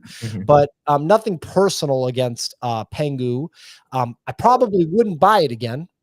So I like probably not. I'd probably just buy SPX 6900 if I want more exposure to meme coins. I would think, or I might even buy Dogecoin. Yeah, fair. I mean, is that because your investment timeline is just longer now as well? Yeah, I'm not really interested in trading anything because I'm interested in like having our business do like way better. Yeah. And having that be a wealth builder for me. Yeah. And I'm interested in using whatever comes of our business to buy like Bitcoin and MicroStrategy and Robinhood and all these things that I view as just phenomenal things to own, that I can just hold for a long time. Like think if you're a math guy and you start to think about the math of some of this stuff, I talked about I'm making a couple $1,000s a month with the MicroStrategy options right now. What if that became 30 grand a month? You can do that. You can build that mound to be that big. Like once you make $1, you can make 5 and you can make 10. And I've always just been a math person, and like numbers have like made sense to me. And I'm like, wait, so I could build this MicroStrategy like snowball to be so enormous that I'm printing like more money than I've even made from day jobs in my life. Like that's crazy. Yeah. Well, that's a good point you raised. So what comes next for Bodoggos and media and all of that? So, and the Nifty portal and everything. Yeah. So like our media company is doing as good as it's ever done. We had a better H1. I mean, it's still H1. It's June 10th, right? So we still have 20 days. The H1 2024 is better than, or excuse me, H1 2025 is better than H1 2024. And if you remember, H1 2024 had Choose Rich. Yeah. That was massive. That was massive. Very good. Massive. And the business is more efficient. The business is just me, Easy, Clemente, Ray, and Nick. And then we have contractors. But we used to have like more full-time people that I really liked, people that were really smart and talented. But it turns out that dude, crypto is so hard to build a business in. And we're just so lucky that we have any product market fit, the product market fit being the influencer, marketing for brands, which is unbelievable that we even have that, because so many crypto companies try to find product market fit and they can't, or they find it for a little bit and then it goes away, like an NFT platform or something like that probably experienced that. Obviously there's still big ones that are good, like OpenSea and stuff like that, but some of the smaller ones have fallen off. And for the NFT stuff, we're about to do a little fun thing that I actually pitched the guys on today, that we're going to roll out that I think you guys will get a kick out of. Epic. And I think our level of experience in NFTs and crypto is sort of informing the way that we're going to approach this. And it's going to be very, crypto native, in the sense that it's like, you don't try too hard. You keep it really simple. You have fun, and you don't take it serious. You know?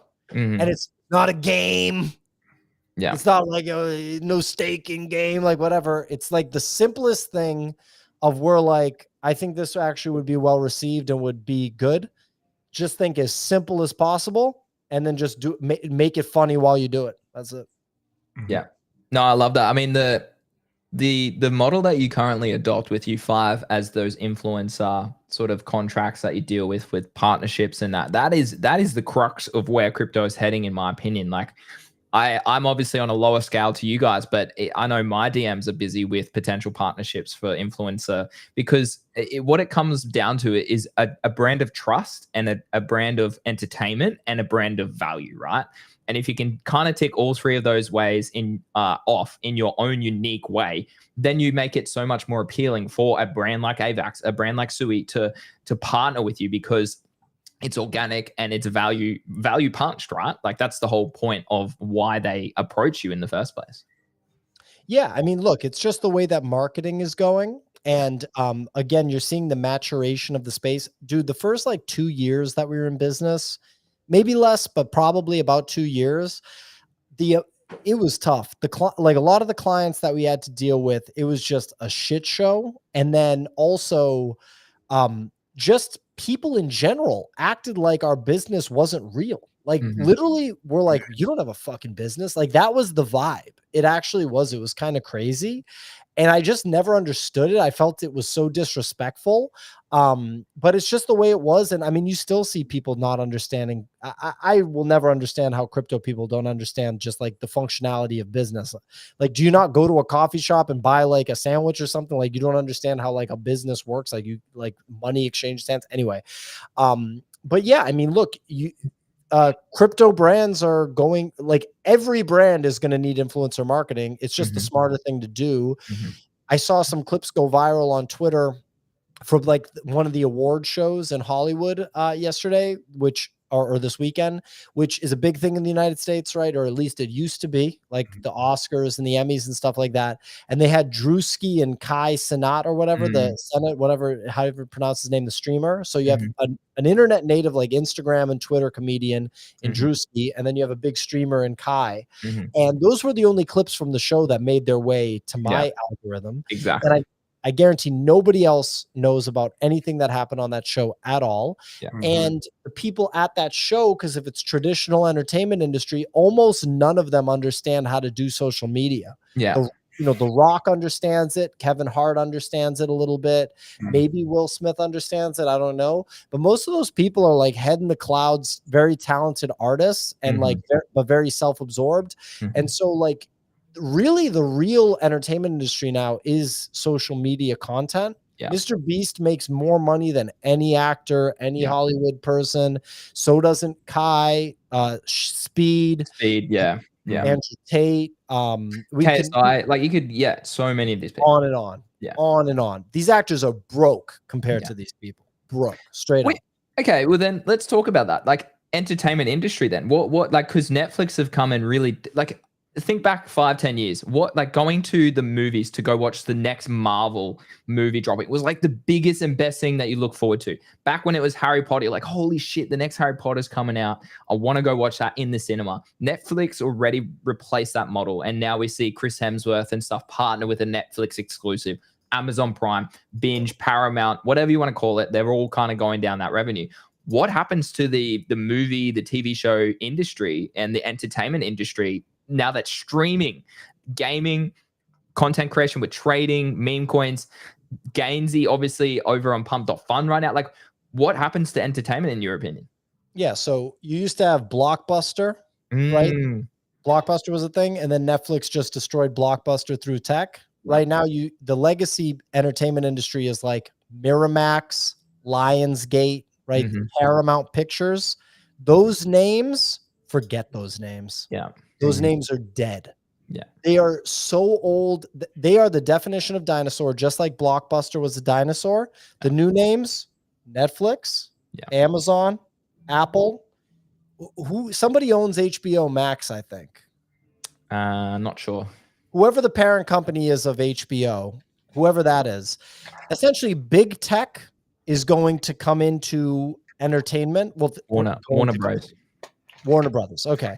So I think, Warner Brothers it's just going to be big tech, in my opinion. It's all going to be big tech. They have the most money. They have the best resources. They have the best technology to figure out what people want to watch. And I think a company like Netflix is going to end up taking over movie theaters too, like AMC and all that stuff.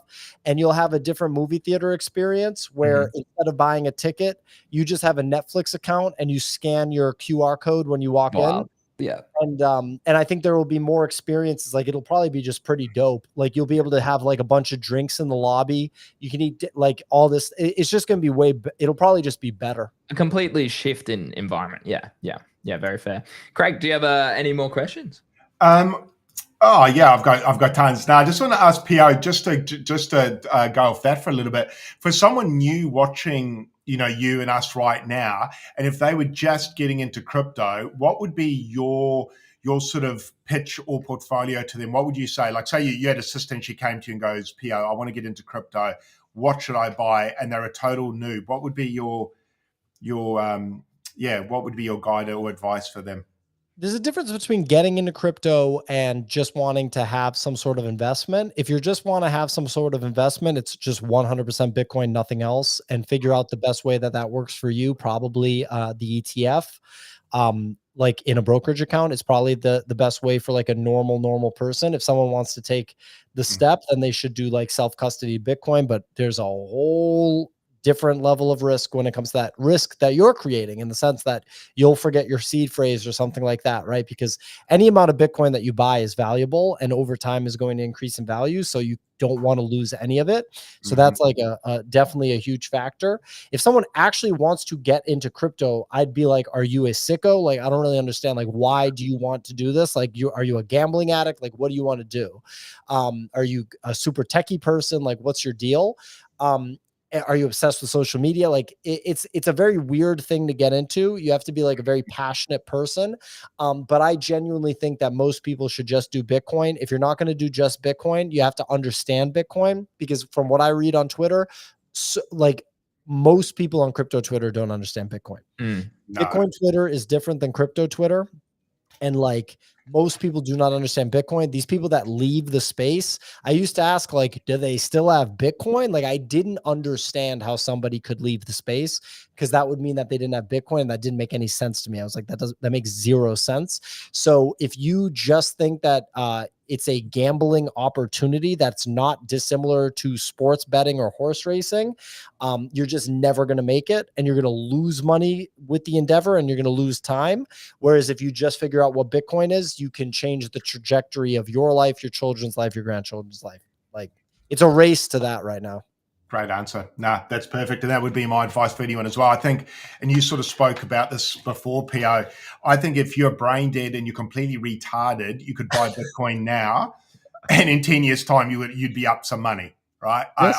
I think just about everyone on the planet could probably be up in a decade. So that would be my advice to anybody who doesn't know what they're doing. Just buy and hold Bitcoin. And actually, another thing I wanted to ask you, Pio, just before Greeny shoots, is I was listening to Jack Mallers talk yesterday about the hodler's dilemma, and the issue with, well, not the issue, one of the dilemmas with Bitcoin is holding it versus selling it to exist. What do you ever? I wanted to ask, do you ever take loans against your Bitcoin to then have fiat to then spend, or how do you spend day to day? Like, say, do you go to a cafe? How do you spend your money? Are you spending crypto, or are you spending fiat, or how are you, without getting too personal, wanting to know your deets, man? Like, how do you sort of navigate that? Because say I'm a Bitcoin bull and I've got shitloads of it. Am I spending it, or am I getting a loan to then spend, or what am I doing, do you think? Yeah. So first of all, I use my Gemini credit card, right? Yeah. Where I earn Bitcoin cash back or Bitcoin rewards, right? So shout out to Gemini. Greeny will pop the ref link down for you. Bro, I need to get on that just quietly. Holy. Yeah. Use my link. Use my link. We'll both get $50. Use my link if you're gonna do it. Anybody that wants it, use my link. I tweet about it all the time. DM me, whatever. If you're gonna do it, but it is actually objectively, in my opinion, a top 2 credit card in the United States, at least, because we'll look. Got the graphic. He's good. Just because you get Bitcoin. So you're getting real value for your points. It's not like random ass points that aren't liquid that you can't use or whatever. So anyway, though, to answer your question, Craig, I just spend money that I make from my business now. I used to have a job. I always had a job, right? I always made money. I think so many of these Bitcoin people are completely obsessed with not working or not having a business, not doing anything with their lives to create money, to create value, excuse me, which is always crypto people are the same way, man. It's so many of these. So many, and I gotta go because I gotta eat this food. So many of these young guys that are like 21 that are on crypto Twitter and are trading all the time. Some of them are developing social media skills, which have value, but so many of them are developing no skills at all. Like no skills. And I would not be doing what I'm doing right now if I hadn't focused on skills for basically my whole life. I always was trying to get good at stuff, trying to get good at sports growing up, trying to get good at musical instruments that I never had natural talent for, but I still tried, trying to get good at writing, trying to get good at all different types of things. In college, getting good at filmmaking, which is a whole animal. Go try to get good at filmmaking from scratch. That shit is not easy. Getting good at math, getting good at, whatever I had to do at any given time. And these like 20, 21-year-old dudes in crypto that like hit one meme coin for like 130K profit and are like, yeah, I'm just going to live off that for like 3 years. I'm a trader, like whatever. And aren't even building a social media presence. They're just like on Telegram, like vibing with their like bros and doing meme coin trading. It's like, dude, your brain is losing elasticity and plasticity every single year until you're 25. And then it's just basically done. And you're kind of like your golden age of learning is gone. Obviously you keep learning and everything. I'm learning how to wing foil right now. Right. I'm learning how to get better at golf. I heard about that. Yeah. Yeah. All this shit. Right. But the point is like, you need to set yourself up for life by developing skills as early as you can. And I look back and I wish wish every waking moment of my life, I was just developing skills, right? Like up to 25, Me right? too. Greeny, you're young, dude. How old are you, Greeny? Yeah, I'm 30, bro. I'm 30. How old are you? Oh, you're 30. All right. Yeah, you're a grown ass man, but I mean, you're still. He's out of nappies. Yeah, under 25, you have to just be going so hard on skills all the time and take risks. Like, take risks. But take risks doesn't mean I'm just gonna trade meme coins full time for 2 years. It means like you need to go and do stuff and develop actual life skills and figure out how to create value in the world so you can make money, and then you can turn that money into the hardest asset. Jord keeps asking about Sui. Yes, I'm holding Sui, and we work with Sui, so I should disclose that. I like Sui because Sui is a competitor to Salana, an actual competitor to Salana, not like Hyperliquid, like actually competing with Salana. And that's why it makes it hard to hold something like Salana forever, because Sui seems to be being made by really smart people, and then they have a really passionate audience, and the audience is different than XYZ coin. So it's like, well, maybe that one's going to be the one that prevails, right? So Sui's absolutely a bright spot. I think the bright spots for me are like AVAX, Sui, Salana, Bitcoin. It goes without saying Bitcoin. Hyperliquid seems to be a bright spot. SPX 6900 is a bright spot for me because of Murad. No, dude. No. Interesting. Like, no. It's $300 billion. I like it. I agree. Why should I hold that token? This is actually the last thing, then I got to go. When you leave Bitcoin and you go to ETH, people don't understand the level of risk that you're taking. You're going from the best thing ever to like a random thing. ETH is a random thing. Like it is that is some random shit. And it's like a science project by a weird guy who's really smart and who was a Bitcoiner, by the way. like an autistic ass weird guy that like just got his first girlfriend and everybody like knows about it, right? It's like there's a lot going on there, right? And people are building the layer 2s on it, and it's a great network, but then every layer 2 has a token. And why does that token, like when you're buying the ETH token, you're departing from Bitcoin and taking on so much more risk. The gap of risk there is like this, and then the gap of risk from ETH to Solana is like this. Yeah. So why not just jump to Solana? Yeah. Or to C, or to Hyperliquid. Dude, the gap between ETH and Hyperliquid is like this in terms of financial risk. Like, ETH has underperformed for 6 years now. What are we talking about? Like, exactly. Why would I invest in that? That makes zero sense. I don't even know what it is. I do not know why the ETH token is a good financial investment. I understand that the ETH network's the best. I understand that fucking ETH network's the best for developers. I understand that the layer 2s on ETH are great and base and blah, blah, blah, and the ecosystem cool. I do not understand why that means the token is good. Yeah, very fair, very valid, very fair. Okay, so last point before you do, I know you don't have to go. We always like to, well, the first thing is I want to say thank you because you, Nick, Easy and Co. really supported my brand way back in 2023.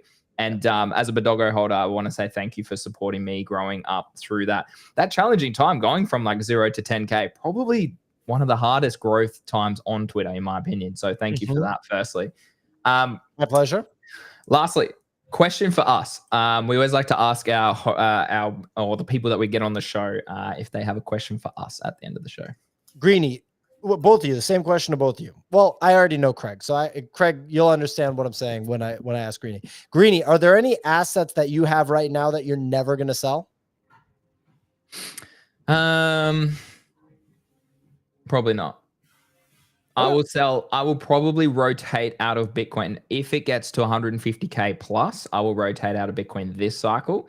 But then in the future, I'm buying BTC every day currently, but it's the one I would consider that I would probably, no, even then, even in 10 years time, I would probably think about taking some off the table. Okay. Craig, I'm assuming you'll hold Bitcoin forever? Yeah. Although, Pio, probably much to your disgust, I will try to swing it.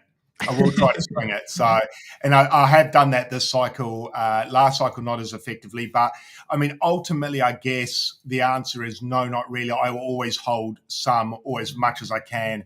And the purpose of swinging it's just to accumulate more, not to go into anything else. So Bitcoin and then my house, but I guess my house, I would sell to flip to another one. So probably the only asset I think I'd keep forever, would be Bitcoin. There's nothing else. So anyone who's listening, buy some Bitcoin, man.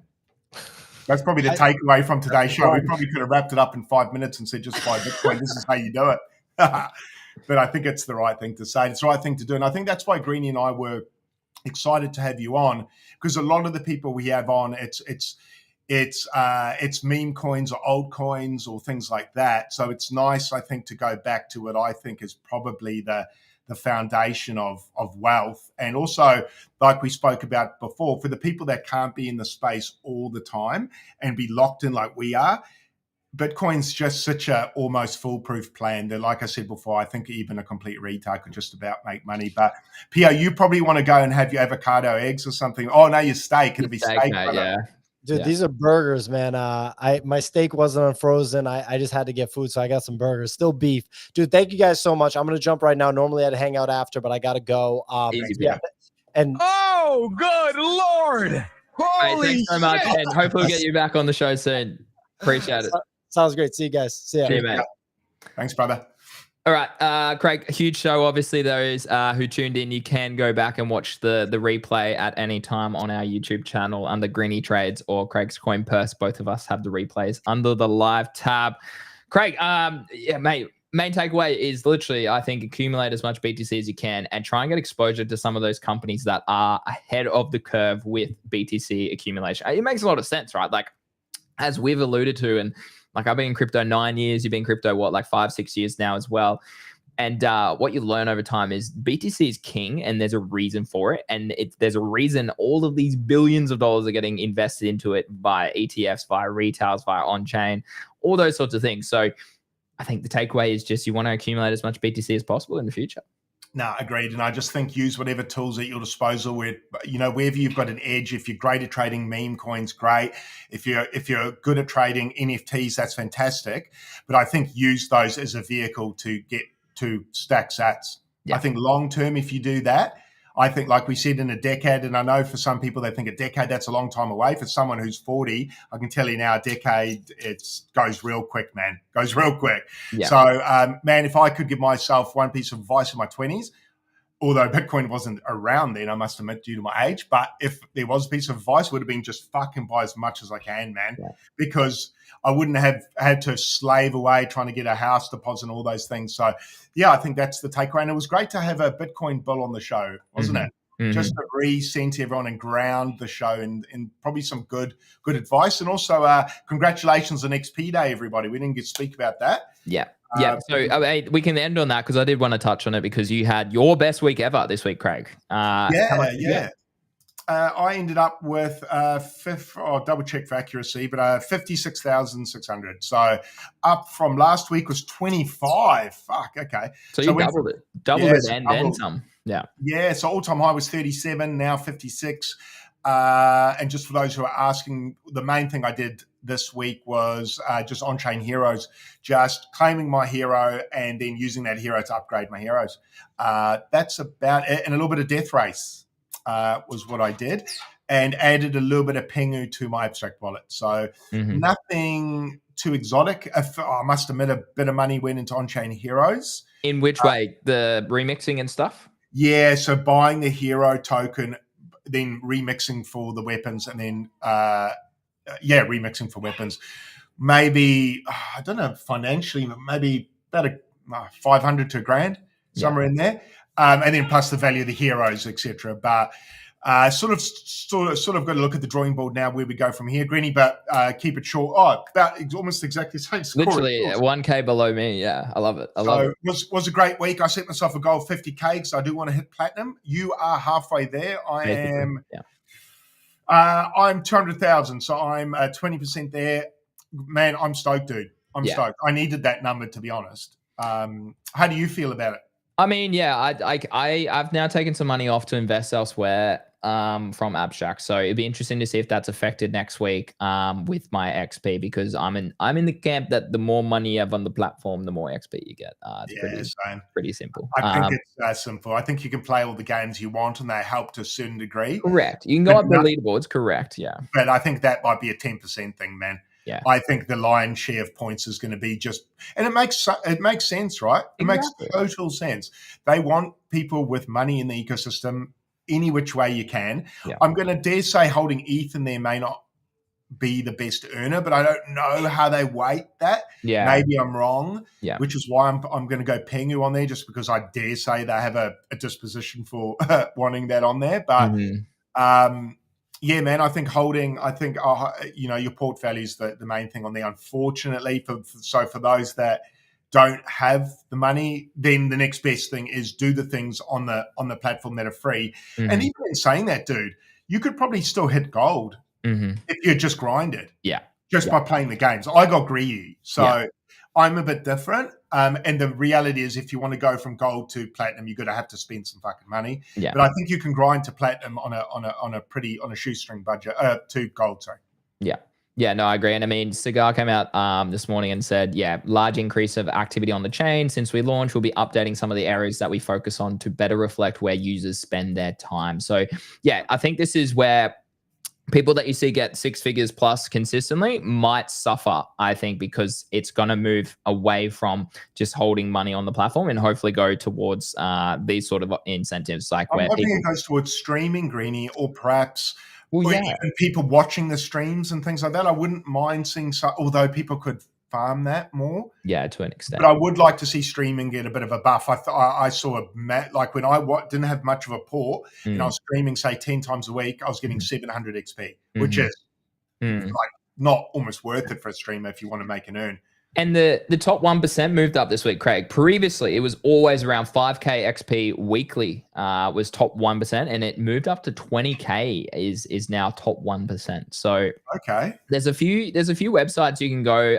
This one here, Layer Hub, does, this is mine. So if you put your wallet into this address, you can actually see, again, take it with a grain of salt. We don't know how accurate this is. But I apparently am ranked 153rd on the platform. Top 0.01% for transactions, for badges, for wallet balance in terms of how much I've got on there. So top 0.01 as well. So that's about, I think I've got like maybe 20 grand now, 25 on there.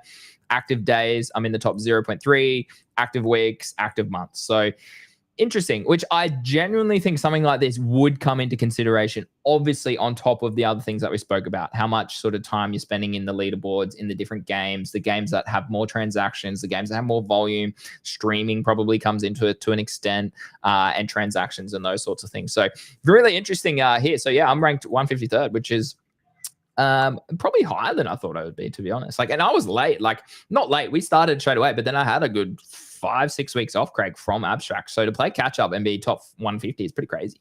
That's pretty good, dude. Yeah, I'm only top 5,000. So you being 153 is fucking outstanding. I wonder what metrics you have a lot. Oh, your transactions are about 3 times mine. Yeah, so I'd probably say that's the big one. That's the big one. Your transactions dwarf mine, actually. And wallet balance, where are you over here? Oh, my wallet balance is tiny at the moment, but wallet balance 1.26. Oh, that's still pretty good, I think. That's top 1%. So, yeah, interesting. Yeah, so I've got a bit of work to do, I think, on there. My main thing at the moment is I'm going to be increasing my wallet balance by going to tier 2 Pingu. That's my next goal. First goal is to just grind on-chain heroes. That's obviously had a reaction. The actual other reason I didn't want to flood my account with extra Pingu is I first wanted to see if on-chain heroes got a result, which it did. So now I'm like, okay, now I'm going to layer Pingu on, because I was worried that if I seen Pingu at the same time, I wouldn't know which one of those two was doing it. So now I can safely say on-chain heroes, but I got about a 25k buff of XP from it. Provided they didn't change too many other things. But so I think the next thing is just fill up the port with a bit of Pingu now. And then you know what I'm going to do? I'm just going to kick back on that until things change again, because I'm pretty happy with 50k a week, man. Yeah, I think that's the bare minimum you want to be hitting to maintain that top 1%. And then 50 to 70. Like, again, like my target, and people ask me, like I had a few chats one-on-one with people over the last week or so from GTG, and they're like, oh, Greeny, like abstract, like, do you think it's worth the time? I said, honestly, I think it will be. Like, even if you spend a bit of time and you get to gold tier, which I think is pretty achievable, to be honest. If you have a couple $1,000, like you could definitely get to gold tier. I think you could walk away with a 5-figure airdrop. I genuinely do. I don't know. Like, what are your thoughts on that, Craig? I think so too. And I think with this going live Q4, you're looking at possibly going live at the real euphoric stage of the bull run. So you're going to see things get valuations, which is silly, which is a perfect time for this to launch, man. So I kind of feel like them launching then what could have been a $10,000 airdrop could be a $30,000 airdrop if you time it well, if the market conditions are favorable. This is lining up. The timing of this drop is very favorable to a very overinflated bloaty price. So I'm just glad abstract's around, man, because if it wasn't, I'd have fuck all to talk about. Genuinely, yeah, genuinely agree. I'd be just saying Bitcoin, right? Yeah, What I mean, else? yeah, we'd be swing trading. So, out of curiosity, I'm just going to go check Woo's number on this exchange, because that's probably someone of similar sort of money, similar sort of I mean, he probably streams more often than I do. He has far more followers and stuff as well. So, but out of curiosity, let's check his wallet address.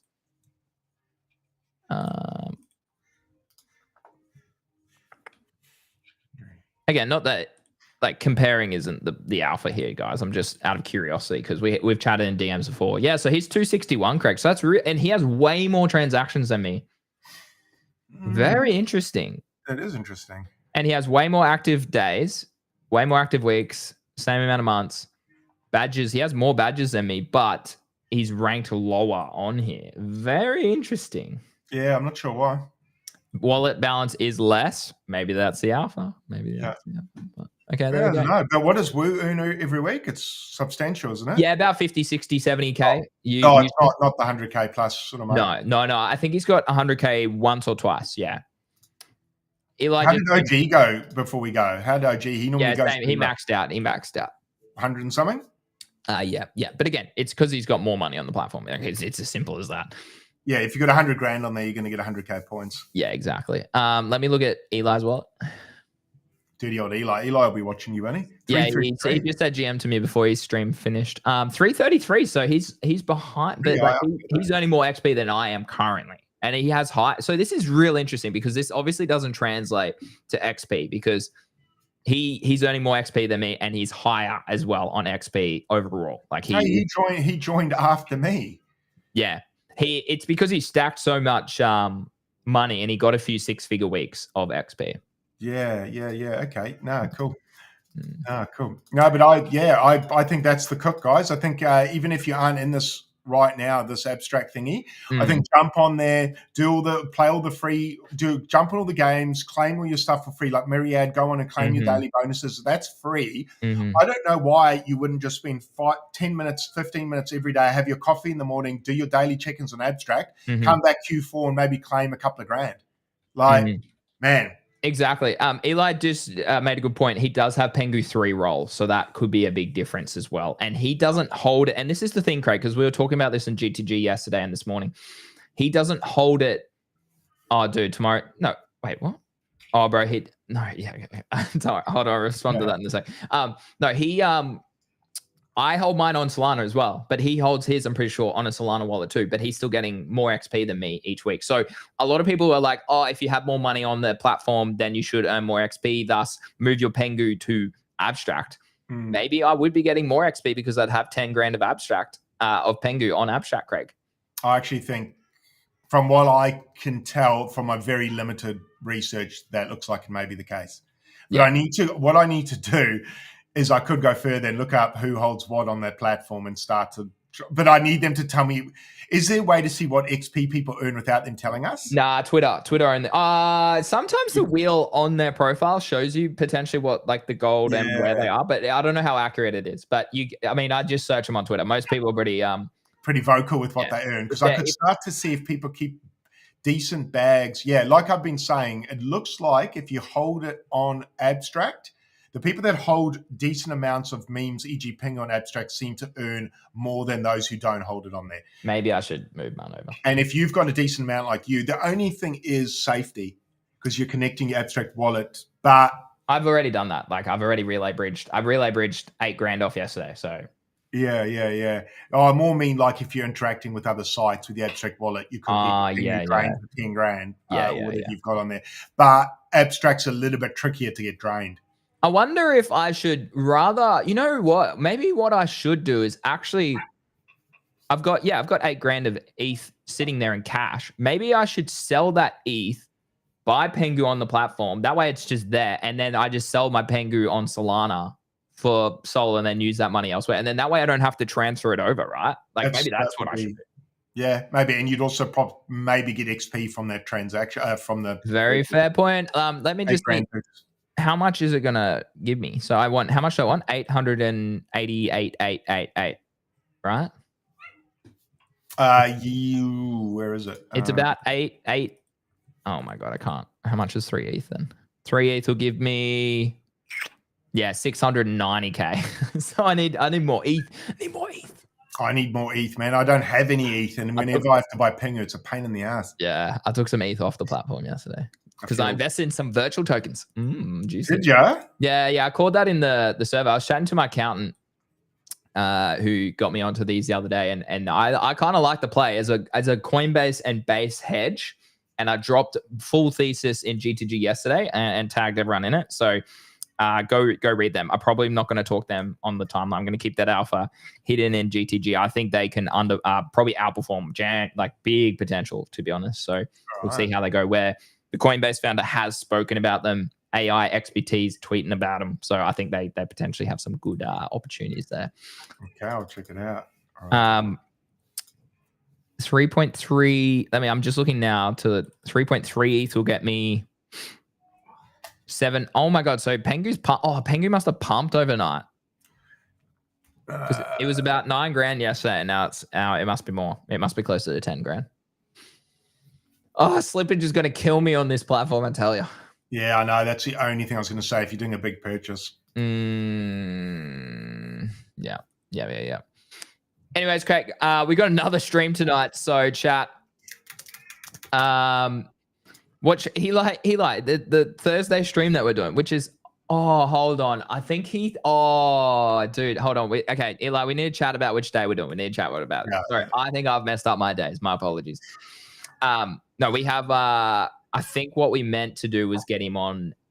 Dude, these time zone things are bloody annoying me, Craig. But I think what we wanted was him on his Wednesday, our Thursday. So we'll have to have a chat with him. Yeah. Sorry. Yeah, bro. I'm lost too. I apologize. But yeah, no. Anyways, we got Scarly in about 9 hours time. Yes. So that'll be a bang. I know he's jumped on a few other streams, but again, you're coming from the Aussie side of love, mate. And yeah, okay. He said that works for him as well. So we're keen. That'll be 8 p.m. tonight, our time. Which do you know when Eastern Standard Time? That'll be 5 a.m. Wow, it'll be EST, maybe something like that. So, yeah, I don't know. Craig's just going to work that out. But we got Scarly tonight, our time. 6 a.m. Yeah, so 6 a.m. Eastern Standard Time with Scarly. That'll be a banger, guys. So bring any on-chain heroes questions. If you are watching now, guys, I'm 12 followers away from 1,000. So go click follow if you don't follow me already. So thank you, 24 people watching on Abstract. Appreciate it. And go follow Craig, obviously, as well. Then we've got Alyssa on our Friday. So that'll be Friday afternoon. So maybe we won't do a morning stream. We might do an afternoon stream on Friday. And then if Eli's keen, which I think he just said he is, we'll do a Wednesday night stream for him, which is our Thursday, because then that way it'll tick that off nicely. So I'd love to keep going, Craig. We can talk about it a lot, but we're 2 hours in. We've got another stream tonight. So I don't want to overwork too much. Let's go have something to eat. Let's go and have a steak like Pio. Yeah. And then we'll reconvene in about 9 hours, guys, with Scarly. So bring all your on-chain heroes questions. Yeah. That's going to be a fucking good chat, man. Agreed. It was a great XP earn. There's some big money-making opportunities there as well, which we can touch on. And, look, great show, Greeny, with Pio. Fucking such good stuff in there. I'm going to go and clip the fuck out of that now. Yeah, he's a legend. Yeah, no, it is great that he was keen to get on our show, and hopefully we'll get Easy on the show in the next couple of weeks as well. We're chatting to him. Massive shout out to obviously Ellie.jpg, big long-term community member of Bodoggos as well. So I see you in the chat. So thanks for tuning in. Very much appreciate it. Same to Ben, who was in the chat earlier. Ben Wong, he's also been part of the Bodoggo community for a long time. Big shout out to Jord as well. Big shout out to you and I. Met him in Melbourne down at the Pudgy event last week. So shout out to my boy Sheba. It was nice to meet him IRL. And shout out to everyone else who's tuned in throughout the show. Ron Man, and again, another member from the Bodoggos. Bus, again, GTG member. T Ward, GTG member. OD, another GTG member / Bodoggos member. So it's good to see some familiar faces in the chat today. Anton was early here as well. So big shout out to him. As well. So yeah, heaps of people in the chat. So thanks so much for tuning in. And obviously those people who have just tuned in at the end, we will be live in about 9 hours time again with Scarly. But if you want to catch the replay of any of our live streams, okay, with any of the interviews that we do, you can go to our YouTube, Greeny Trades or Greg's Coin Purse, and they're under the live tab, not the videos tab, under the live tab. And you can click through and see who we've been interviewing over the past sort of month or two. So Craig, have a lovely day, mate. And I'll see you tonight at 8 o'clock. Yes, sir. We'll see you then. And let's go get some steak in us, Greeny. And we'll see you in 9 hours. Sounds good, mate. All right. See you later, chat. Appreciate you.